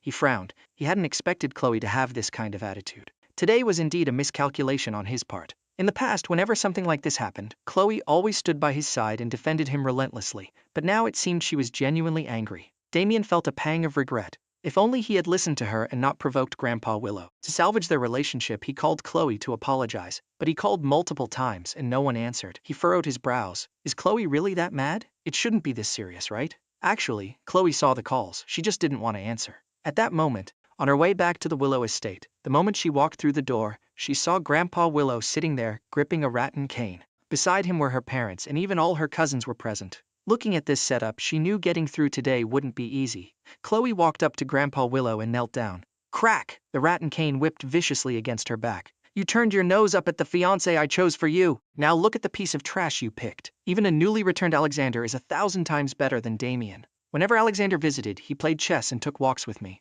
What has Damien ever done besides eat and act pathetic? Grandpa Willow grew angrier as he spoke. Today, do you know how many people called to mock us? They said we couldn't afford the bid, so we sent Damien to shamelessly beg for a multi-billion-dollar contract. Chloe, you've dragged this family's name through the mud. Are you happy now? Grandpa, I will explain this. I don't want your explanations. You think I don't know what happened? Damien isn't that kind of person. Hearing her still defending Damien, Grandpa Willow's rage became uncontrollable. Before he could strike again, Chloe's phone started ringing non-stop. Damien really has no sense of timing. Calling right now is basically signing a death warrant. Grandpa Willow commanded, "Put it on speaker." Let's hear what he has to say. Chloe didn't want to answer, knowing it would cause more trouble, but under her grandfather's piercing glare, she had to compromise. As soon as she hit speaker, Damien's whiny voice echoed through the room. Chloe? Are you mad at me? Or is Grandpa Willow and your family upset with me? If so, I'll go explain it to them. He assumed he was only talking to Chloe, speaking freely, completely unaware that the entire Willow family was listening. Chloe felt a migraine coming on. I'm busy right now. I'll call you back later. Afraid of what he might say next, she tried to hang up. No, I have to explain clearly to Grandpa Willow and everyone else. What if they misunderstand you? Besides, it's obviously their fault for not preparing enough money. Why are they blaming you? Damien complained, instantly shifting all the blame onto Grandpa Willow and the family. The entire Willow family was so furious they actually laughed. Chloe's face darkened to the extreme. Damien, shut your mouth. Which family could easily pull out 1.8 trillion in liquid capital? In his eyes, was that considered not enough money? How much was enough? Damien whined. I'm not wrong. Why are you so mad over such a small thing? Chloe, I know I messed up. Stop being mad, okay? Let's go out and have some fun. He naively thought that as long as Chloe came out and he coaxed her a bit, everything would blow over. Grandpa Willow couldn't bear to listen anymore. He laughed coldly. Damien, the internal affairs of the Willow family do not require an outsider like you to dictate them. Damien, who had been playing the pitiful card with Chloe, turned pale the moment he heard Grandpa Willow's voice. Our family is being mocked by everyone, and you think a simple apology makes it go away? You really are a master of causing disasters and then playing the innocent victim. Damien's voice trembled. Chloe, why did you let them listen to our call? His voice turned frantic, unable to believe it. Thinking about how Grandpa Willow heard everything he just said, he wanted to faint on the spot. I told you to wait until I dealt with things before calling, but you wouldn't listen, Chloe said helplessly. Young Master Wood, this old man doesn't dare accept you calling me Grandpa, Grandpa Willow said expressionlessly. I heard that at the auction Chloe bought you a valuable piece of jewelry. I expect young Master Wood to return it. We worked hard for that money, and don't come looking for Chloe anymore. The Willow family isn't worthy of a wealthy young master like you. As for the resources for his movie, it was already finished filming. Even if they were unsatisfied, there was nothing they could do. Chloe wanted to interject, but Grandpa Willow glared at her, silencing her. Hearing he had to return the jewelry, Damien panicked and stamped his feet. Chloe, I'm sorry. I really didn't mean to say those things. Please forgive me. Chloe remained silent. Damien always apologized, always claimed he didn't mean to. But to put it bluntly, he just had no brain. These situations were so easily avoidable, but he refused to listen. Nothing that happened today was an accident. Chloe was also sick of his behavior. Damien's actions were a ringing slap to her face. His petty calculations were glaringly obvious. He intentionally said those things just to drive a wedge between her and her family, making her feel sorry for him so she'd stop being mad. He hadn't expected Chloe to see right through his scheme. Damien immediately switched back to his victim persona.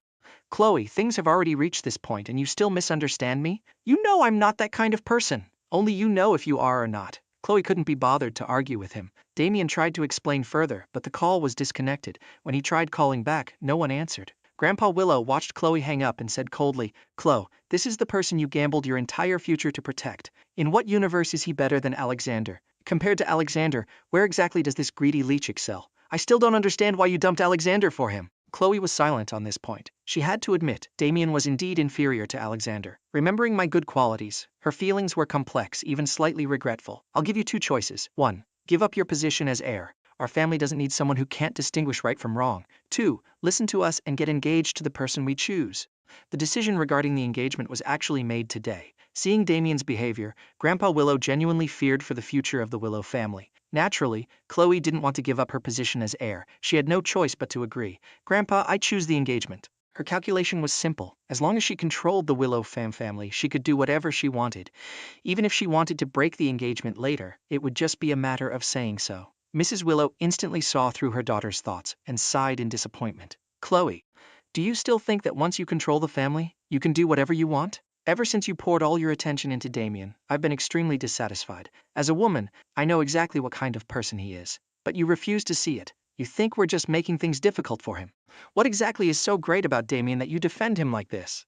I won't even mention the other things, just today. You know in your heart it was clearly Damien's stupidity that caused this mess, yet he blamed our family. Don't you find that ridiculous? He even tried to drive a wedge between you and us. Does he not realize that to prepare for this bid, our family pooled every cent of our liquid assets? And he complained it wasn't enough. Logically, growing up in the Wood family, he shouldn't be this ignorant. Yet he spouted such idiotic nonsense. Aside from him doing it on purpose, I can't think of any other reason. You need to give the family an answer. Chloe also realized that someone raised in the Wood family shouldn't have caused a scene at an auction like that. He did it on purpose. He thought his old tricks would work, that acting cute would make everyone obey him. He didn't expect to hit a steel wall this time. Mrs. Willow said coldly, I don't need you to answer anything. Just retrieve the money spent on him at the auction. From now on, stay away from that kind of person. Hearing she had to cut ties with Damien, Chloe hesitated again. Seeing her like this, Mrs. Willow's chest ached with frustration. She turned to Grandpa Willow. Forget it, forget it. She doesn't want this opportunity. This child has been possessed by demons. She's still pining for Damien. Even if she agrees to the engagement now, she'll just end up making enemies of the other family eventually. Mrs. Willow threw a disappointed look at Chloe. She couldn't let her daughter ruin someone else's life. Grandpa Willow also noticed her hesitation. His voice deepened. Stella, starting tomorrow, take over all of your older sister's responsibilities. Chloe, if you can't bear to cut ties with Damien, then you don't need to be the heir anymore. Although Stella was a few years younger than Chloe, her business acumen was in no way inferior. Seeing her power about to be handed to her biological sister, Chloe panicked. Grandpa, I'll listen to your arrangements. You don't need to. You can do whatever you want. The engagement is off. Grandpa Willow didn't want a repeat of the Wood family's drama. He stood up and looked at the crowd. That's it for today. You kids will rely on your own abilities. Whoever has the skill, I will give them the opportunity. Chloe's cousins all smiled. A usually quiet girl stepped forward, her eyes resolute. Grandpa, if I achieve good results, will I get the same opportunities as my older sister? Grandpa Willow looked at his quiet granddaughter. Of course. You can work at the company or start your own business. It's up to you. I want to start my own business, Grandpa. I will definitely prove to you that I'm not inferior to my sister. Grandpa Willow gave her $5 million as startup capital, asking no further questions. Little did he know, with that $5 million, she would later become the most outstanding member of the Willow family's younger generation. This sudden turn of events left Chloe completely stunned. She never expected that a brief moment of hesitation would lead to this. Grandpa, this is... Chloe, you sacrificed the family's dignity for a man. Dividing the power among your capable cousins is only natural. Reflect on your actions. Grandpa Willow finished speaking and turned to leave. Stella walked up to Chloe and smiled, a hint of gratitude in her eyes. Big sister, thank you for giving me this opportunity. Because Chloe had always been so outstanding, the others in the family never had a chance to shine. Who would have thought she would anger the elders over a man? The youngest sister stepped forward and sneered. I told you before not to get too close to Damien. You kept saying we were prejudiced against him. Now look at you. Serves you right. Second sister, I'm counting on you to protect me from now on. The relationship between Mia and Stella was much better than with Chloe. Seeing her second sister take power made her happier than when her oldest sister was in charge. Stella affectionately ruffled her little sister's hair. Study hard. Whatever you want, second sister will buy it for you. Second sister is the best. Some people just don't know a good thing when they have it. Alexander was so good, but she ignored him and went for that two-faced snake. Mia scoffed coldly. Chloe's face turned pale green, glaring at her. Stella stepped in front of her youngest sister, looking straight at Chloe. Big sister, you ruined everything yourself. Don't take your anger out on Mia. She turned to Mia. Go to school. Mia pouted and skipped over to Mrs. Willow. Mom, I'm out of allowance. Transfer me some more. Mrs. Willow transferred the money and told the driver to take her to school. Chloe, you made a mistake. Reflect on it yourself. Don't use others as your punching bag. With that, she left. The rest of the family exchanged glances and gradually dispersed, all going off to prepare to seize power from Chloe's hands. On the way to school, Mia called me. Brother Alex. Chloe was so stupid she got stripped of her power by Grandpa. Hearing this news, I fell deep into thought. This little sister, her older sister, gets stripped of her heir status and she's this happy? Before I could speak, Mia spilled everything like beans from a jar, recounting the entire family drama. I listened with immense amusement. Damien is truly impressive. Daring to call and sow discord between Chloe and Grandpa Willow. Is his brain completely fried? I'll let you know if there's any more news. I'm almost at school, Mia said, still bubbling with excitement. I hung up, tossed my phone aside, and rolled around on the bed, laughing uncontrollably. Serena came out of the shower and saw me rolling on the bed in a fit of laughter. She walked over and kissed my lips. What's so funny? Mia just called. She said Grandpa Willow stripped Chloe of her power. Now, whoever is the most capable in the Willow family gets the most authority. I gloated, all because Damien called Chloe right in front of Grandpa Willow to play the victim and complained that they didn't prepare enough money. The more I talk about it, the more unbelievable it is. What exactly is going on inside Damien's head? 1 trillion was the absolute maximum liquid capital the Willow family could pull together, and he complained it was too little. How much is a lot to him? Serena also began to doubt how this so-called main character's brain was constructed. Chloe truly brought this upon herself. I nodded in agreement. Obviously all she had to do was agree to Grandpa Willow's demand to cut ties with Damien, and it would have been fine. But she refused. The Willow family just lost all their face because of him. How could they possibly let it go? Oh, and there's something even funnier. I looked at Serena with excitement. What is it that's making you this excited? That bracelet Chloe bought Damien at the auction? The Willow family demanded. She take it back. Serena didn't see anything wrong with this. Taking back what's yours is common sense. With Damien's personality, if he actually has to give it back, he'll lose a massive amount of face. Then he'll definitely go looking for his next target. Serena narrowed her eyes. Someone like Damien definitely has more backups than just Chloe. Now that Chloe has lost her position as heir, the benefits she can provide him are vastly reduced. With an ambition as massive as his, how could he possibly be satisfied with his current situation? I lazily leaned against Serena, listening to her flawless analysis, and nodded in agreement. Exactly. Next up was that famous director who had just returned to the country. At this moment, I was hugging Serena's slender waist, trying to figure out how to bring up the idea of my wife signing a contract with her, investing in the blockbuster movie she had. In the original plot, this movie helped Chloe make a fortune.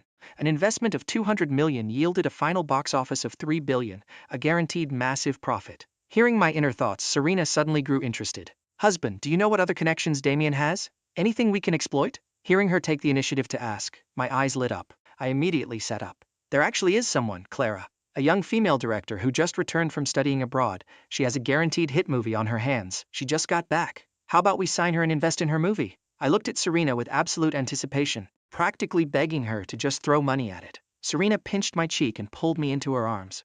Since my husband highly recommends this person, I'll have someone contact her and give it a try. I was so excited I hugged her and planted a massive kiss on her cheek. You are the absolute best wife.